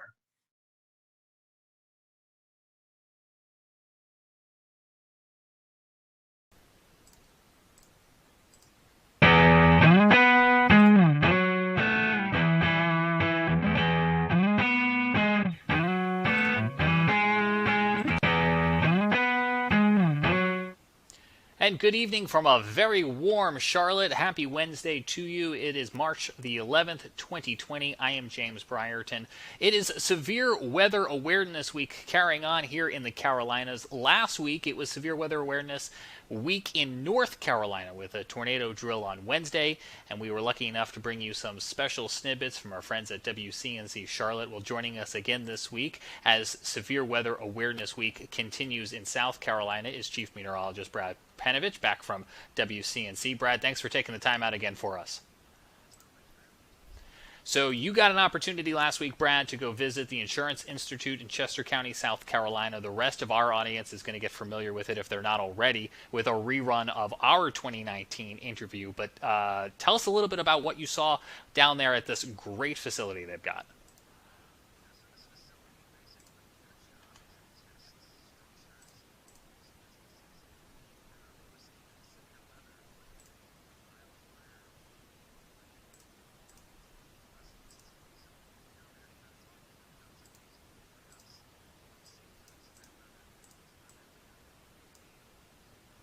Obviously tornadic winds that come with those wind and hail as well. But the interesting thing was how they test roofs in particular for hail. The standard test for hail was actually done with just a steel ball that dropped on a horizontal surface, roof surface.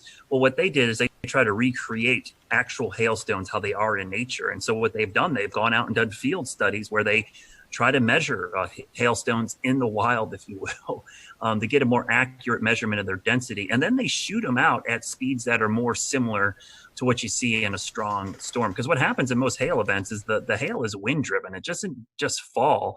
It's being blown by 60, 70, 80 mile an hour winds. And so they test roof structures in particular, metal, asphalt shingles, plywood, just to see how they withstand it. And then they can rate these shingles so that you have, like, as a consumer, a better idea of what you're getting into when you're going to put these on your roof. And it also helps the insurance industry kind of understand like what kind of damage certain type hail can cause to your building. Well, let's talk a little bit about that roof, because you just put a brand new roof on your home about a week before that EF1 tornado came through Charlotte. Did you get some ideas from the Insurance Institute? Yeah, so last year I went down there for one of their tests where they were taking a roof and they were submitting it to a hurricane, basically. What they did is they took wind and rain and they blew it at a home that had half the roof using what's called the fortified roofing system, and the other half a typical roofing system. So what they did is for several hours, I think the test went on for 8, 10, 12 hours, which is typical for hurricane winds. They're going to last a long time. The winds went up and down and they blew rain.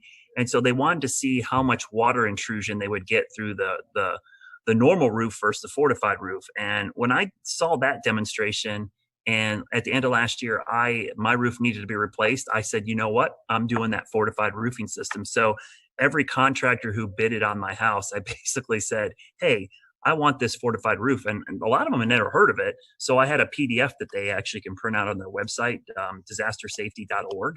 And I gave it to my roofers and like, okay, we can do that. And basically what they do is they tape the seams of the plywood, or in my case, the roofer decided just to put ice and water shield on the entire roof. They also use underlayment that's synthetic with caps, cap nails instead of just regular nails or staples. And then they use double shank nails, which don't pop out when the wind rips on them. And the reason you do this is in a big storm, shingles are going to fail. But with this fortified roofing system, if water gets underneath the shingles, you have the layers of protection that will keep the rain out of your house. That's the goal, is you don't want water getting into your house to cause further damage if the roof gets damaged. So I had just got my roof replaced a week before the tornado came through my backyard.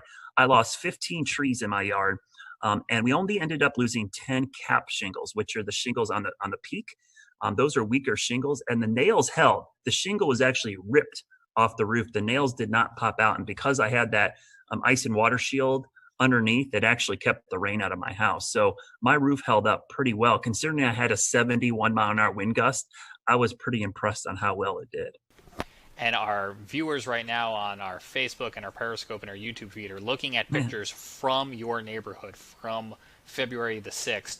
What have you seen in your neighborhood in terms of neighbors helping neighbors over the past month? You know, that event is going to be crazy. It was by far the worst weather event in my neighborhood. And, you know, it seems now after the Nashville tornado, it doesn't seem nearly as bad because most of the homes escaped with minimal damage. Most of the damage in our neighborhood was all trees. And obviously, so those trees came down and did cause quite a bit roof damage. We had, I think, I don't know, 50 or 60 roofs damaged. And you really didn't notice until the following days when you started to see the blue tarps go up everywhere. And we had one house that was heavily damaged because a tree fell through their kitchen in the back of their house. But what's amazing is that here we are, you know, over a month removed. James, there are still tree guys all over my neighborhoods. There's still the sound of roofers nailing stuff. I still hear chainsaws and chippers and fences being put up. So it's a long process. It is still going to be a while. And these trees, you know, there were just so many of them down that there's just wood everywhere. There's tons of firewood in my neighborhood and trees still stacked up all over the place. So I really, the thing that struck me most about that storm is how long it's taking for the cleanup process to be completed. And to remind folks, this is the same line that came through South Charlotte, starting over in that Pineville area, through South Charlotte, and ended up in Matthews, where we showed you some pictures here on the Carolina Weather Group. But Brad, I'm wondering, this is obviously really close to home for you and your neighbors. The next time we get into a weather awareness day, do you think the perception's a little bit different now for so many people who've came so close to this? Yeah, and I mean, honestly, for this event, people did a pretty good job. There was some schools that didn't evacuate their students, but in general, I think it was a pretty good success story considering we had an EF1 tornado go through the heart of South Charlotte and no injuries or deaths is pretty amazing. I hope that it serves as a wake-up call for a lot of people just to have a plan. I mean, that's the thing I preach all the time. It's like the warning times, I wish they were longer, but the average national warning time, lead time for a tornado is like 12 minutes. And we were about 16 minutes with those tornadoes back on the 6th. That's if you get the warning right at the beginning. What happens if you don't get the warning until halfway through or 3/4 full of the way through? You only get like 5-10 minutes. And that's not the time to look at each other and go, where do we go? A lot of people, especially in businesses and structures they weren't familiar with, had no idea where to go or didn't know what a tornado safety protocol is. So that's one of the things I think going forward I'm going to work on is try to educate people on getting that plan together. But I think you're right. I think people are going to take these more seriously. I used to have a saying all the time at the coast when I did hurricane coverage, but you know, people's level of preparedness is only as good as their memory of the last disaster.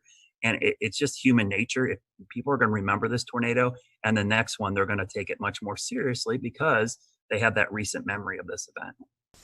And we unfortunately had another incident last week in Nashville that will be on a lot of people's mind with a deadly late night, overnight tornadic event that came on through, playing out right in the middle of what was North Carolina's severe weather preparedness week. So for Brad, so anyone who may have missed some of the material that went out last week, what are some of the items that you would recommend that people have on hand to be informed and be prepared? The most important thing, first and foremost, is have at least 3 ways to get a warning. And I mean 3 minimum. That would include watching us on WCNC. That would include weather apps, text alerts, social media, radio, a weather alert radio. Have at least 3. And the reason I say that is because often in these cases, 1 or 2 of those might fail. So you need some redundancy. So first and foremost, think about, do I have 3 ways to get a warning? And the WCNC Charlotte Weather app is great. Our news app is great. Text alerts are awesome. The WIA, which is a wireless emergency alerts, are great. But also, you know, Twitter notifications from me is pretty good. I have a lot of people that actually have done that. And I'm kind of shocked how many people actually do that. They have my notifications turned on when they think there's going to be severe weather. And I push out all our tornado warnings. The next thing is to have a plan. So once you get the alert, you got to know what to do. So whether it's your home, your business, your school, or your place of worship, you need to know where to go for severe weather safety in all of those structures. So think about it when you're at work or school the next couple of days. Where would I go in this building? And it's got to be in an interior room away from the outside walls and windows on the lowest floor possible. So make sure you have that plan in place. And those 2 things are really the most important things that you can do because those are universal. Those work with, you know, hurricane season. It works with earthquakes. It works with just about any natural disaster to have a way to get the alerts, but also a way and a plan of what to do. And then obviously we talked about flash flooding, severe thunderstorms, and lightning, which from a hazard standpoint, lightning, severe thunderstorms, and flooding are much more frequent than tornadoes. I did a graphic in my class the other day about risk perception. Tornadoes have a very high risk perception, but the actual hazard is small. And it's just because the tornado is actually pretty small compared to the map. But severe thunderstorms, lightning, and flooding have a small risk perception, but the threat is actually very large. You're most likely going to encounter one of those than you would a tornado. So it's important that you prepare for all types of severe weather, because we have a saying in our business: wind is wind and water is water. It doesn't really matter what causes those. If you get enough of either, it's going to cause problems. And for anyone who missed any of those explainers, you can find them at wcnc.com/prepare. There's the plug.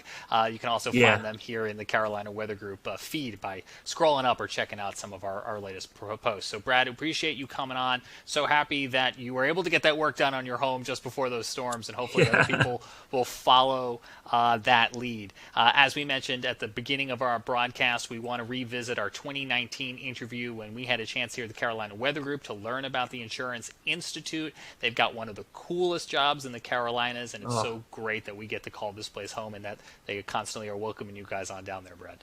Yeah, and I would highly recommend go to disastersafety.org. They have a great site of all the things you can do to make your home weather ready, and a way to talk to contractors, because some of these things, James, they're super cheap. Like the things I had done to my roof, it only added an additional couple $100. When you're talking about, a six-figure roofing job, a couple $100, it could save you a long history of having issues. And the other thing is, my insurance company actually offers a discount for having a fortified roof installed. So really a good way to get a discount on premiums. And I should ask you before we go, Brad, tomorrow, Thursday, slight chance of seeing some storms? Yeah, I think Tennessee, unfortunately, looks to be the area that's going to get hit the hardest, but that line of storms is going to move into the Western Carolinas late tomorrow at some point. So a wind and hail threat certainly possible, especially along and west of I-77. So we're getting in that time of the year, James, where, March, April, May for us is big severe weather season. So we're kind of entering that, and it's a good time to use those severe weather safety tips we just gave you to kind of put them into action over the next couple of weeks. Stay tuned, stay weather aware. They're tips that you could use tomorrow, and if not tomorrow, it never hurts to be prepared for the next go-around. Absolutely. Thanks, Brad. We're going to go ahead now and take you to that 2019 interview and check out this place in Chester County, South Carolina.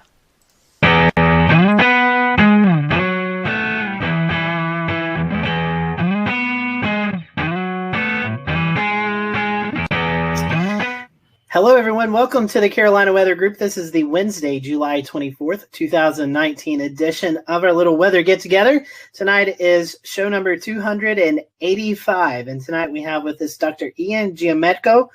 He is the lead research meteorologist at the Insurance Institute for Business and Home Safety. We're going to be talking about Hale and some of the research they've done with Hale. Ian, welcome to the Carolina Weather Group. This is kind of your first gig with us, and I told you before the show, glad to know you're in the Carolinas. So let's talk about what you do at the IBHS. Our lab here in South Carolina was built and opened in the fall of 2010. IBHS as an entity has been around almost since the 70s. It can trace its root back to a few different names, and basically started as an advocacy group to help people better prepare for severe weather and try to reduce the losses associated with severe weather. Well, in 2010, our research center opened, and we're taking the model of the Insurance Institute for Highway Safety. So think about car crash tests. It's been highly successful. The property insurance industry wanted to apply that to severe weather. And so $40 million later, in the midst of our economic recession, trying to bring that facility to life, we have our lab, and it is a pretty neat place. Our centerpiece is a full-scale wind tunnel. We call it our large test chamber.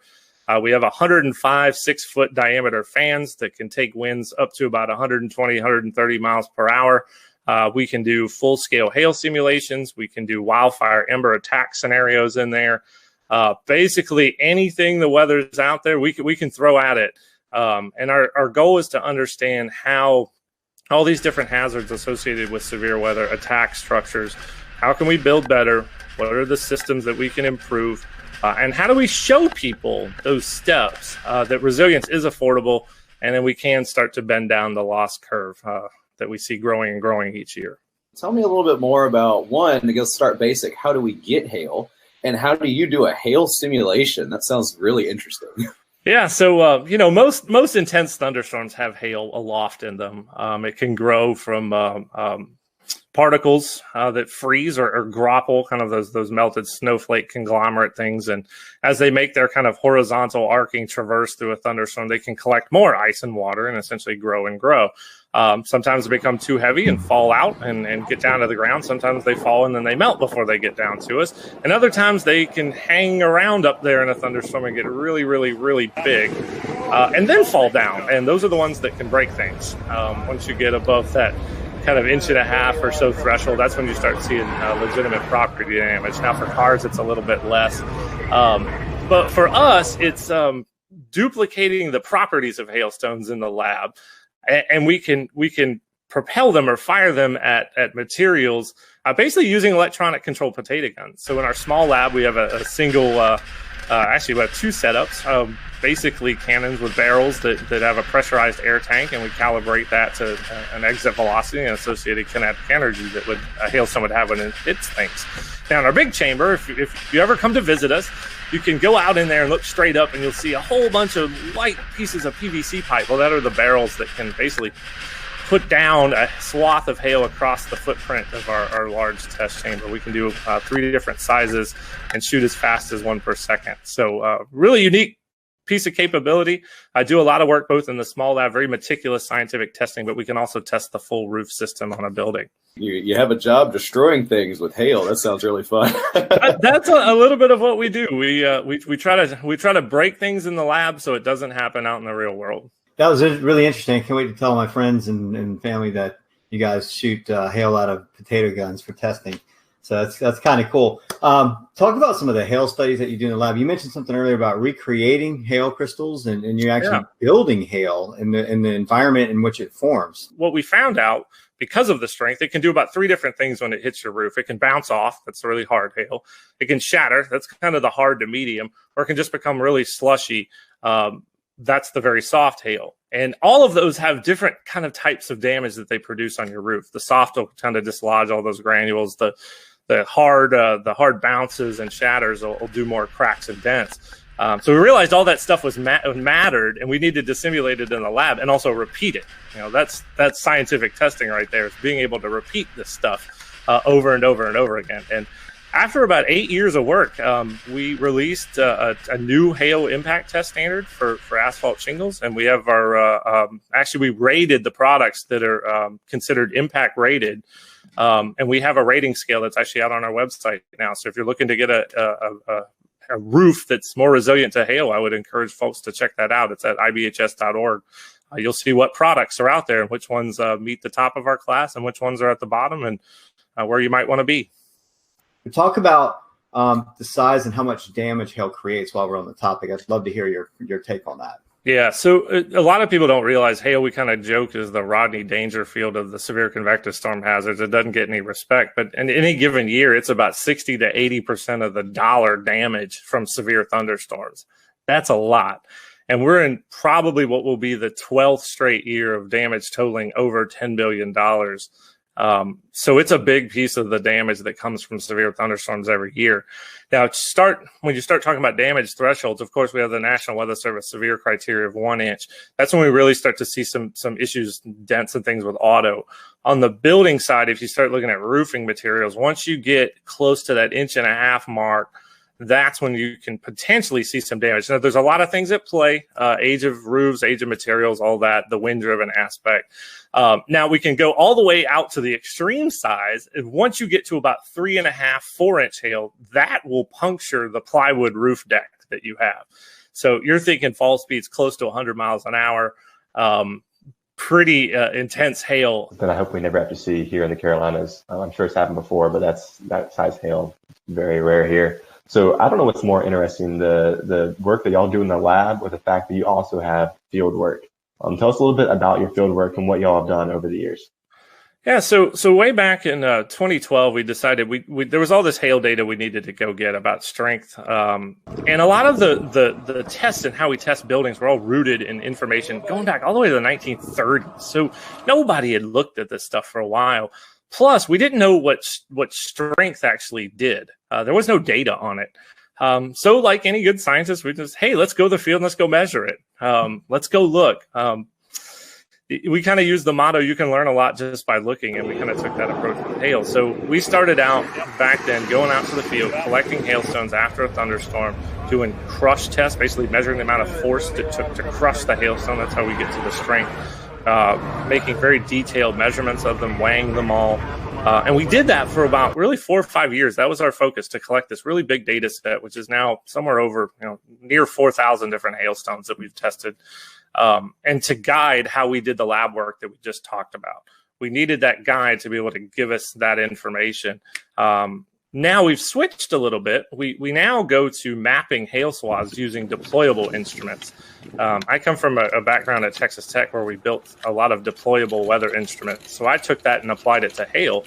So we have a network of about 18 impact sensors that can measure the impact energy of hail, and we can actually deploy them ahead of a thunderstorm and look at what the size distribution is within that particular storm and how it varies and changes within the swath. That's really, really important for how we look at radar hail detection, even looking into how numerical weather prediction manages hail.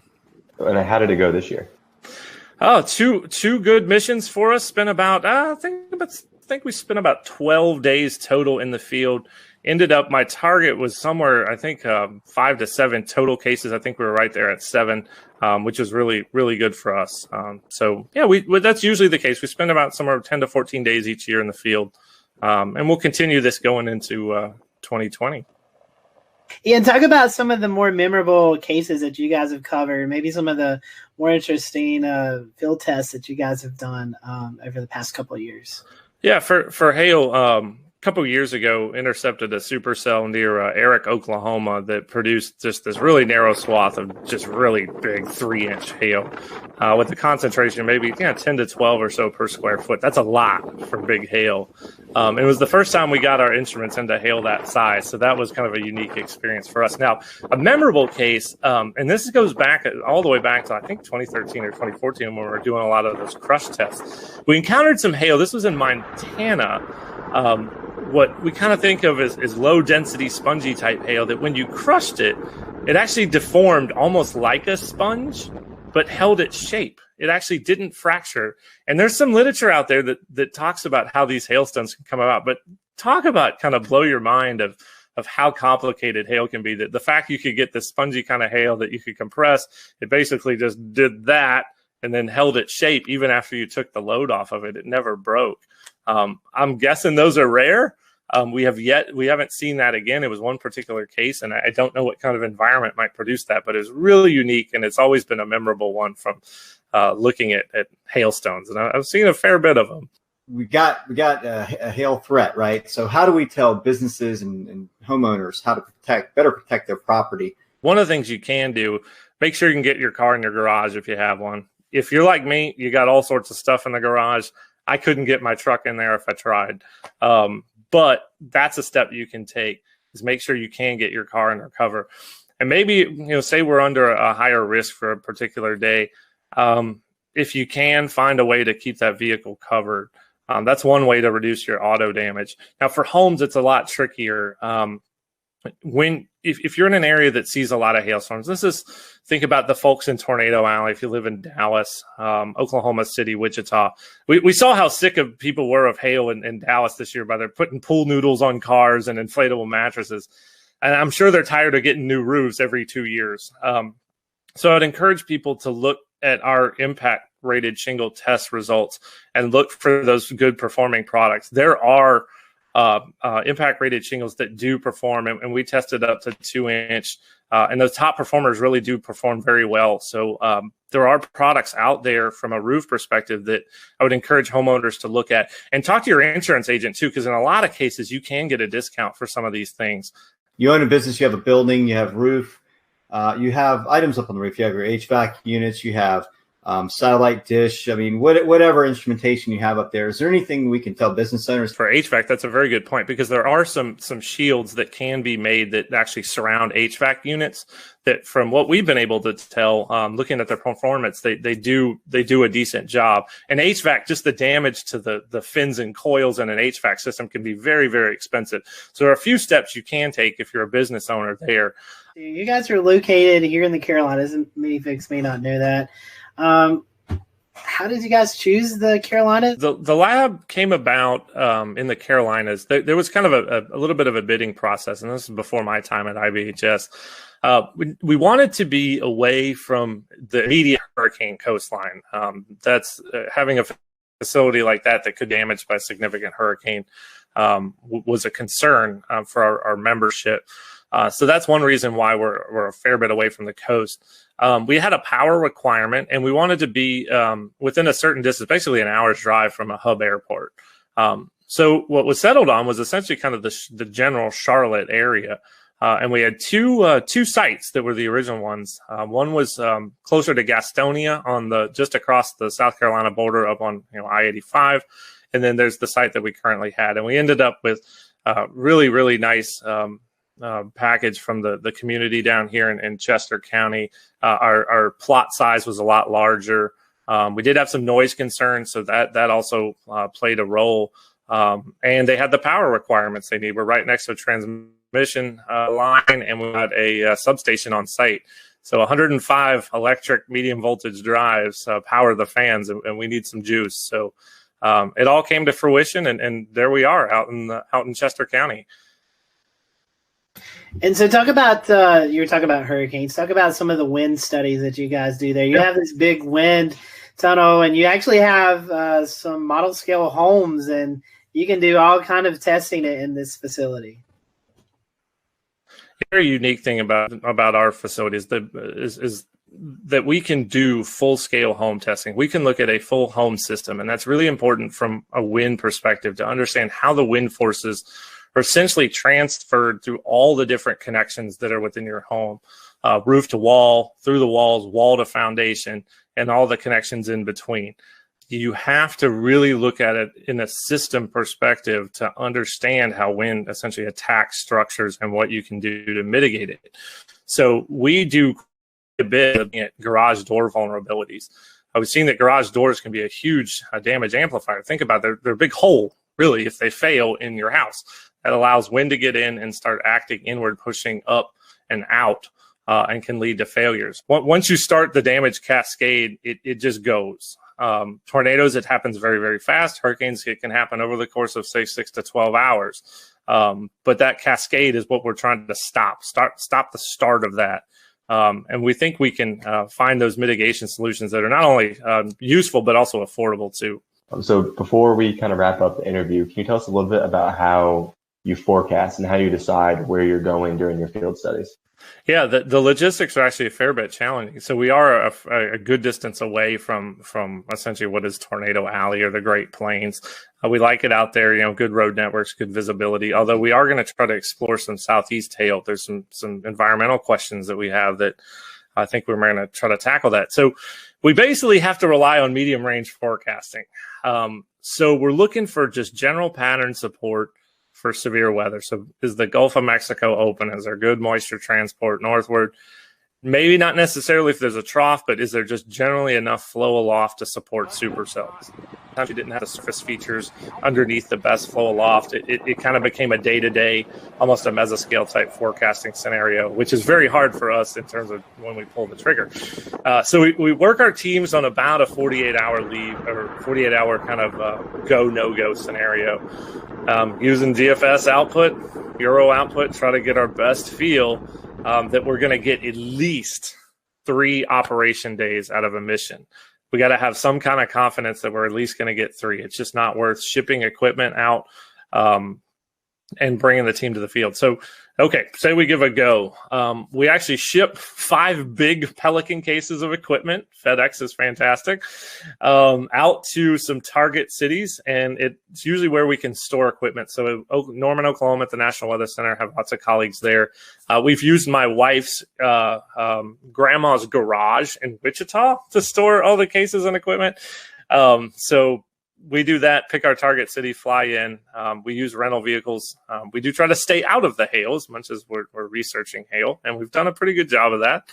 And we outfit them, get our instruments ready, take all the equipment we need, leave the cases behind, and off we go. And usually each mission is about 7 days. So there's some logistical challenges there, given our distance, but we've managed it quite well over the years. When you're renting the car, do you have to kind of stay quiet about what you're really doing with the car? There's one hail. We were out in the field for a hail event in Cheyenne, and the Pork rental car dealership at the Denver airport. They were dealing with a whole bunch of people who were bringing back hail damaged cars, and I kept thinking to my head, I'm like, we're running a hail research project, and we got perfectly fine vans here. But yeah, for us, it's a safety concern to stay out of the hail, and we do a good job of that. You're talking about these instruments. Can you kind of give us an idea of what's on these instruments? What it's like? Yeah, certainly. They're on little tripods. They're basically little engineering tripods. And the plate itself is a little small pyramid. It's 1 foot by 1 foot. And it's actually based on a design that was developed at NASA, Kennedy Space Center, and was published in the literature. So we use that same plate design. It's got a little acoustic sensor, a piezoelectric disc that can record the vibration of the plate. So the higher the signal amplitude of that vibration, the larger the kinetic energy of the hailstone that hit the plate. And then we can work backwards to estimate a size. The unique thing about ours, we actually use robotics microcontrollers as our data system. We use an Arduino Do. It's about $35. A lot of maker components. We needed to make them cheap so we can have a bunch of them. And it samples really, really fast, about 5,000 times per second. So we can actually resolve impacts at 0.05 of a second. So that's pretty neat. And it's got some switches for on, off, and data control to make it easily user-friendly. I think we set a record for deployment time of one of these this year in under 20 seconds. I'm going to give out a shout out to Hank Pogorzelski, who's in our Tampa office, who's been with us in the field every single year since we started. Hank went out the door, set the probe up, and was back in the car before I could log the information of where the actual instrument was. So it had to be somewhere in the 15 to 20 second range. So big old tip of the cap to Hank. I think he set a time speed record there. Well, Ian, we've certainly appreciated you giving us some of your time tonight. If our followers want to continue the research you guys are doing or follow along, how can they do that? Yeah, so we got a couple ways. So first of all, if you're a consumer out there and you want to see some of these DIY resilient type solutions and things you can do for your home, go to disastersafety.org. That's our kind of front-facing consumer website. For some of the research work, you can go to ibhs.org. But please follow us on Twitter at Disaster Safety. You can also follow our hail research specifically at IBHS Hail Study. You'll get a kind of an inside look on that Twitter account as to what we're doing in hail. We've had many guests on this show, and I think you've got one of the coolest jobs because you get to use potato guns and mix it with weather. I mean, I don't know how much better that can be. So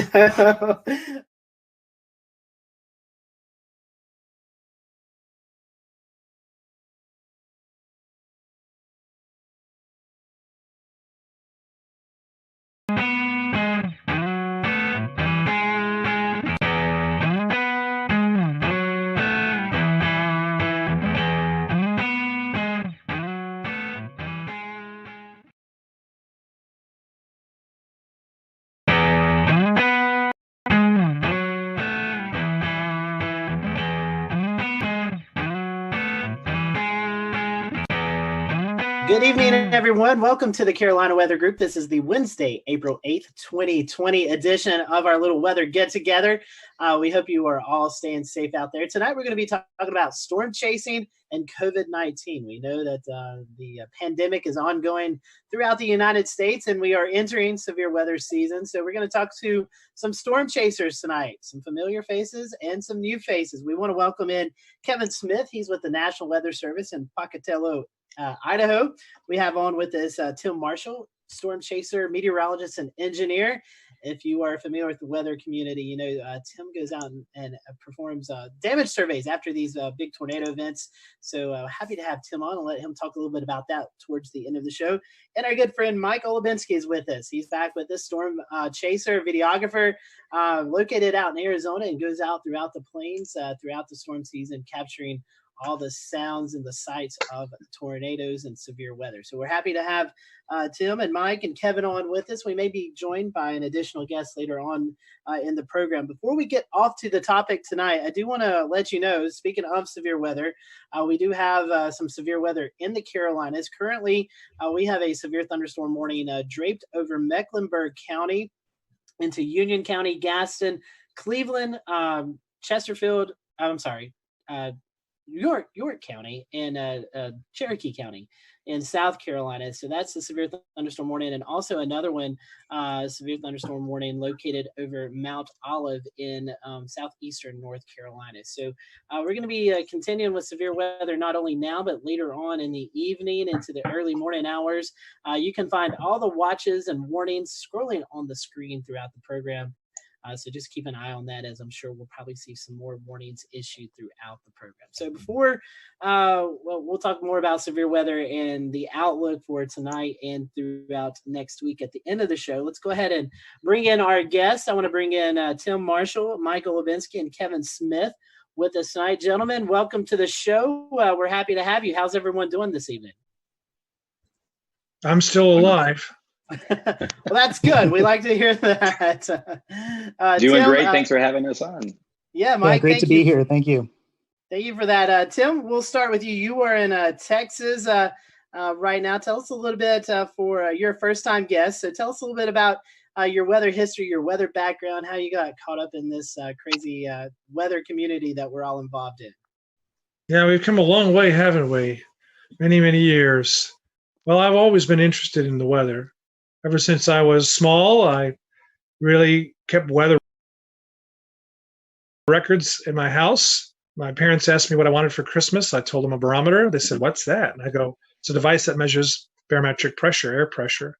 And I got a barometer, so I kept daily records. I wrote to TV weatherman. They wrote me back in those days. And then Ted Fujita was at the University of Chicago, and I was in a suburb of Chicago, Oak Lawn. I got hit by a F4 tornado on April 21, 1967. I was about 9 or 10. And I knew right then and there I wanted to study tornadoes the rest of my life and figure out what these things are. And I didn't realize at that time I was going to chase them down, but that came later. But I wanted to go to school and learn about tornadoes, and that's what I did. That's awesome. And Tim, we want to get more into what you do after the tornado later on in the show. Let's bring in Kevin Smith. He's with the National Weather Service in Idaho. Kevin, currently in Idaho, but you also have some ties here to North Carolina. Tell us a little bit about you. Yeah, so great to be on, and thanks for having me on the show tonight. So grew up in central New York, Syracuse area, right in the middle of New York State, and right on the edge of the lake effect snow belts, which might have helped spur a little bit of my early interest in the weather. And I'm not really sure what really got me into it. You know, a lot of people have stories of a big tornado or a big storm or some trigger for them that really launched them into their meteorology careers, their storm chasing careers and whatnot. And not sure really what it was for me, but ever since elementary school, knew I wanted to be a meteorologist, and was particularly interested in the National Weather Service, just for the public service side, public protection side of everything. So went to college down in NC State, Raleigh. So there's my connection to North Carolina. Started in 2007, working on my meteorology degree, and was there for 4 or 5 years. So, got to know a lot of great people down there. And Dan Whitaker and I believe we met possibly doing some local chasing back during that time when I was in college. Got some exposure at the Raleigh Weather Service office, doing some volunteer work there.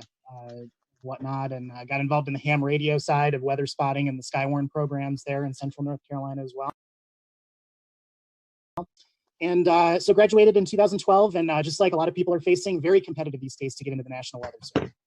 And it took several years of applying and kind of refining my credentials and gaining some more experience in different areas. And during that time, I spent some time actually firefighting and doing private security as my paid job during that period. So a little bit of a break, and then was able to get a job offer at the National Weather Service out here in Pocatello, Idaho, just a little over 3 years ago, and I've been out here ever since. Do you know one of my best friends out there? I'm sorry? Do you know one of my best friends out there, Jeff Hedges? Yes. Jeff was there when I first started. He's retired now, but I was able to work with him for, I believe, a little bit over a year out there. Yep, Jeff and I went to school together at NIU. Yeah, so small, tight-knit community in this meteorology world we live in. Yep. So, and I have about 12 or 13 years of storm chasing experience as well that I've continued on the side. So. Do you know Elizabeth Padian? I have met her. I believe she is or was working at the Boise Weather Service office, and I've met Boise. her. Oh, that's what it was. Okay, yeah. I shot her wedding like years ago, and she was always. She said she was up from one of those offices, and for some reason, Pocatello always seemed to be where she was from, or something in my head. So that's why I remember.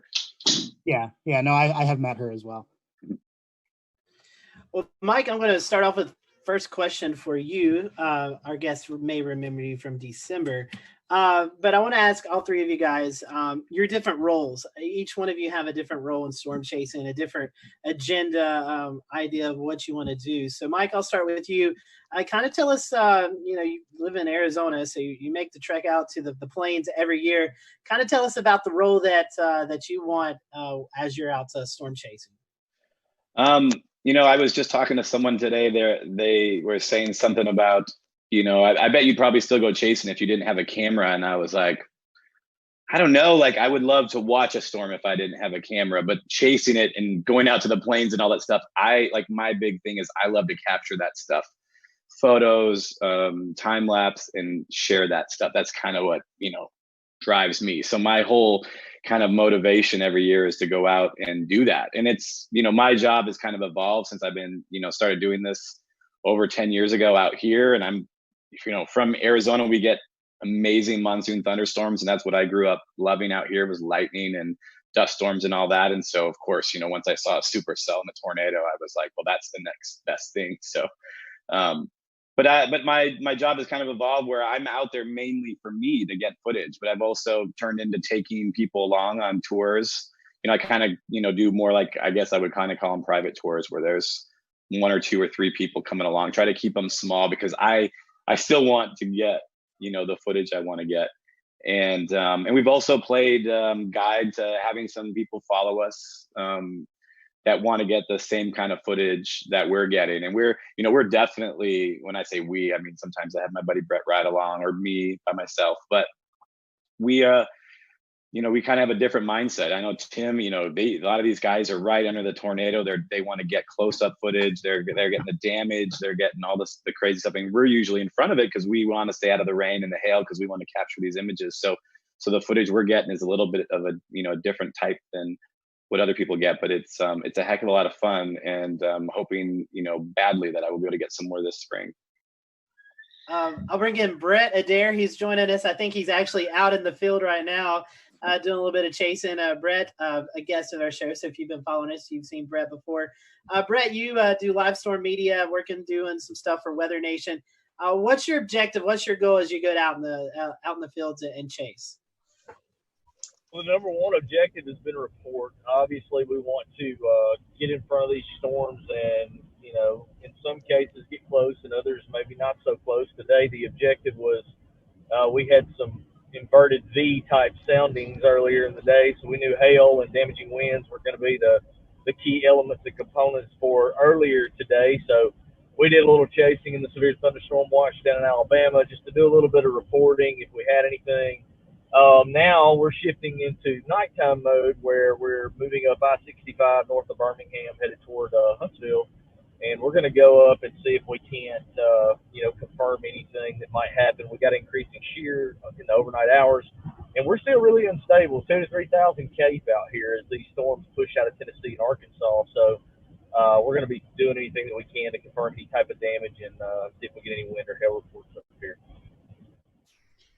And so we know chasing kind of a different scenario this year with the coronavirus going on. maybe some different rules, perspectives coming through. Tim Marshall, I know you was able to head up to Jonesboro, Arkansas. We'll talk a little bit about that later on. But as you're out in the field, what is your guidelines, or what are you wanting to look for as you're out in the field? Well, we've had to change now. Go ahead. Now, right now, I'm on this EF scale committee, and what we try to do is get pictures of certain buildings that are damaged by tornadoes. So that's my mission, and that's why I was in Nashville, I was in Jonesboro and Dallas, looking for these specific damage indicators, as we call them, and get photos of that. We have plenty of photos of damaged houses and manufactured homes. What we want to do is look at more details, like your Walgreens and your cantilevered lights that we have, street lights, those kinds of things that we need photos for. So that's what I'm doing, is I'm surveying to get specific photographs. Awesome. That's some great perspective there. Some good information that we get from your storm surveys. Dan, I know you friends with Kevin, and maybe you guys can kind of talk about that side of the conversation tonight. Right. Yeah, definitely. So it's nice to have a great round view of perspectives here of all the different types of chasing that the people here do, as well as the professional associations with their job in storm chasing. It's one of the perspectives that I thought was really important to have tonight was bringing on Kevin Smith, who's a meteorologist at the National Weather Service. I've known Kevin for a while. We've ran into storms together. We've in North Carolina, we both would end up on some of the same storms as we were chasing it. He's always been someone who has thought very critically to spotter reports and reports to be used for the National Weather Service. So that being said, kind of Kevin, what do you think, just for you to speak to it, your overall kind of perspective on storm reports and the importance of those and how those are used for the National Weather Service? What's kind of your history and your, where you feel that importance lies with those reports? Yeah. So going back to before I was in the Weather Service, my focus chasing has always been on reporting. And I know, we all chase for different reasons. There's research applications, there's chasing with tour groups as a means of making money and whatnot. Obviously a lot of research going on and whatnot, people looking for photos and videos. My focus has always been on the public reporting side, just because I knew back in the day that it had a lot of importance for the local Weather Service offices. And I'm also just personally very driven by things that help people. So putting on my Weather Service hat, now that I'm working out in Pocatello, spotter reports are huge. And, there's this distinction. There's skywarn spotters, there's storm chasers. A lot of people kind of put them in two different bins, and there is a difference. Spotters are usually going about their daily life and just when they happen to come across something, when they happen to see something going on in their neighborhood or on the way to work or on the way to their family, they'll go ahead and report that. Whereas chasers put more time and money into following storms over great distances, counties and states and whatnot. And again, sometimes for different reasons. So from the Weather Service perspective, ground truth reports are huge. They are not going away. The importance of spotter reports are not going away. We talk about all these great advances these days in radar technology, dual pole radar, phased array radar. We have satellite imagery that's incredible resolution now with even 1 minute updates if we want that type of data during severe weather. And even with these advances, there's nothing that's come along, and probably nothing that's going to come along in any of our lifetimes that's going to replace ground truth reports. So the Skywarn program, the practice of calling in reports, whether it's to the media or directly to the Weather Service offices, remains incredibly important for our operations at the Weather Service. And I think that's going to remain incredibly important going forward, even with the advances. Well, thanks for explaining that really well. I guess kind of the purpose of tonight's conversation, how everything kind of comes back around, is how things are going to change this storm season, with the threat of coronavirus and the way things are going this storm season already, and hopefully that changes in a few weeks or a month, and staying ultra optimistic that by late May or June things will be a lot closer to where they were before all of this. But that's just the optimistic storm chaser in me. All that being said, I think one of the important things is, what if we're talking 5 years from now and we're looking back at this storm season, what are going to be the biggest takeaways? What are the most important things that may have happened weather-wise from a lot of people staying home, from a lot of research potentially being halted. So that being said, Kevin, kind of back to you about this reporting, just kind of starting there, as we're all trying to make sense of severe weather and try and figure out the best way to make sense of ground reports and get those in. How do you think that might be affected this storm season? It's really hard to tell. So obviously, and probably everyone on this panel is aware, there's a lot of debate right now going on among the spotter community, storm chaser community, on to chase or not to chase, and CDC guidelines, and how is the overall season going to be impacted? With everything going on with COVID. In terms of the reports that are streaming into the Weather Service offices, it's hard to tell. We get a lot of reports from the local spotters in each CWA. So each county warning area, the area that each Weather Service office is in charge of in terms of forecasting and warning operations.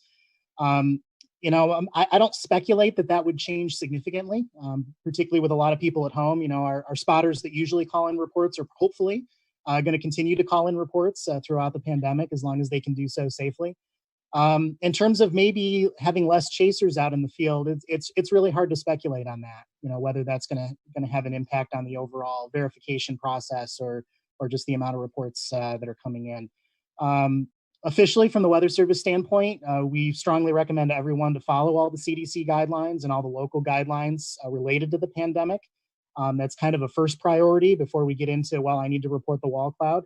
But outside of that, pandemic or no pandemic, we want those ground truth reports whenever they can be sent. Kevin, one of the things that you said that stuck with me was the importance that in normal times these observations can provide to you guys at the National Weather Service. I'd like to have you speak a little bit more to that in just a second, but what I'd like to do to kind of draw a parallel between the two conversations we're having is play a sound clip today from here in Charlotte, North Carolina, where Mecklenburg County Health Director Gibby Harris actually drew a line between what hurricane forecasting is like and what trying to forecast the coronavirus is like, and it plays off of exactly what I think you were just talking about how today's observations determine tomorrow's forecast. This runs about a minute. It's a little long, but I want to let our weather-centric audience hear this sound. We have built the modeling that we're using in this community based on methods that were developed by a team of researchers at the University of Pennsylvania. The CDC has also used this model. We're working with our partners at Atrium and Novant, and it requires data from all three of our systems to run these models. We've adjusted the models with our local data and are monitoring the projections daily. Every time we put in new data and adjust the assumptions based on what we're seeing in our community, the forecasts can shift. These models are not unlike what you see when we have a hurricane. When you see models from a hurricane, you see where the hurricane is and then the cone that goes out from the hurricane. That means that it could happen anywhere within that cone based on the modeling that they're able to do. And the further you go out with the modeling, the wider that cone becomes. That's what we're dealing with in this situation. We have limited data, and we're using what we're seeing in other communities to help us with that modeling.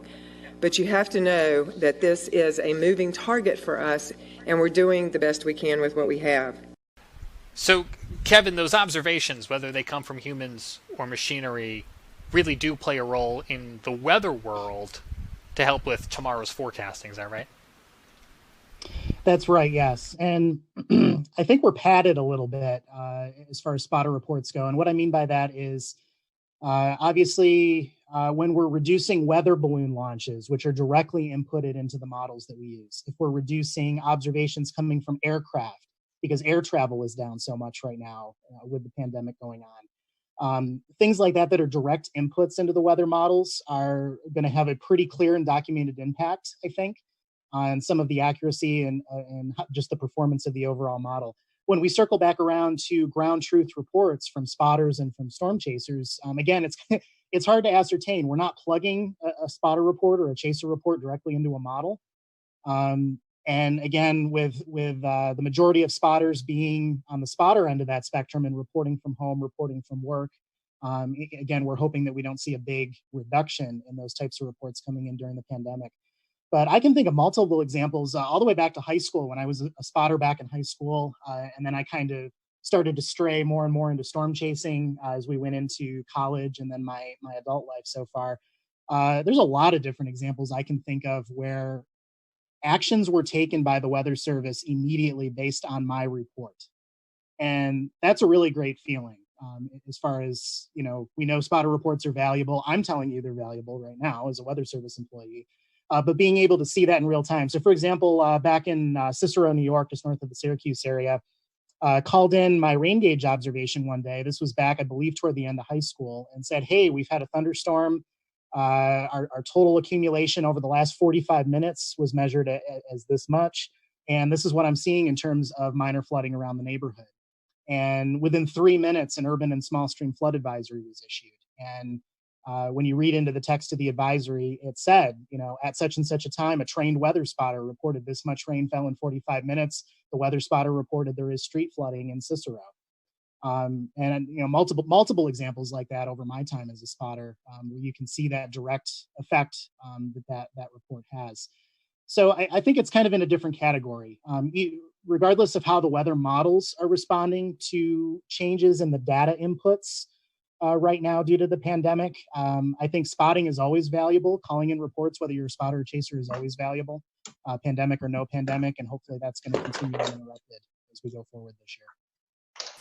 And Kevin, one more question for you before we move over to Brett, Mike, and Tim. As a forecaster at the National Weather Service, if come May some of these stay-at-home orders haven't been repealed and we can't get storm spotters out in the field, how will that affect the warning process? Yeah, so again, hard to say. I think my impression from my experience is the majority of our local Skywarn spotters that report into each Weather Service office, again, are local.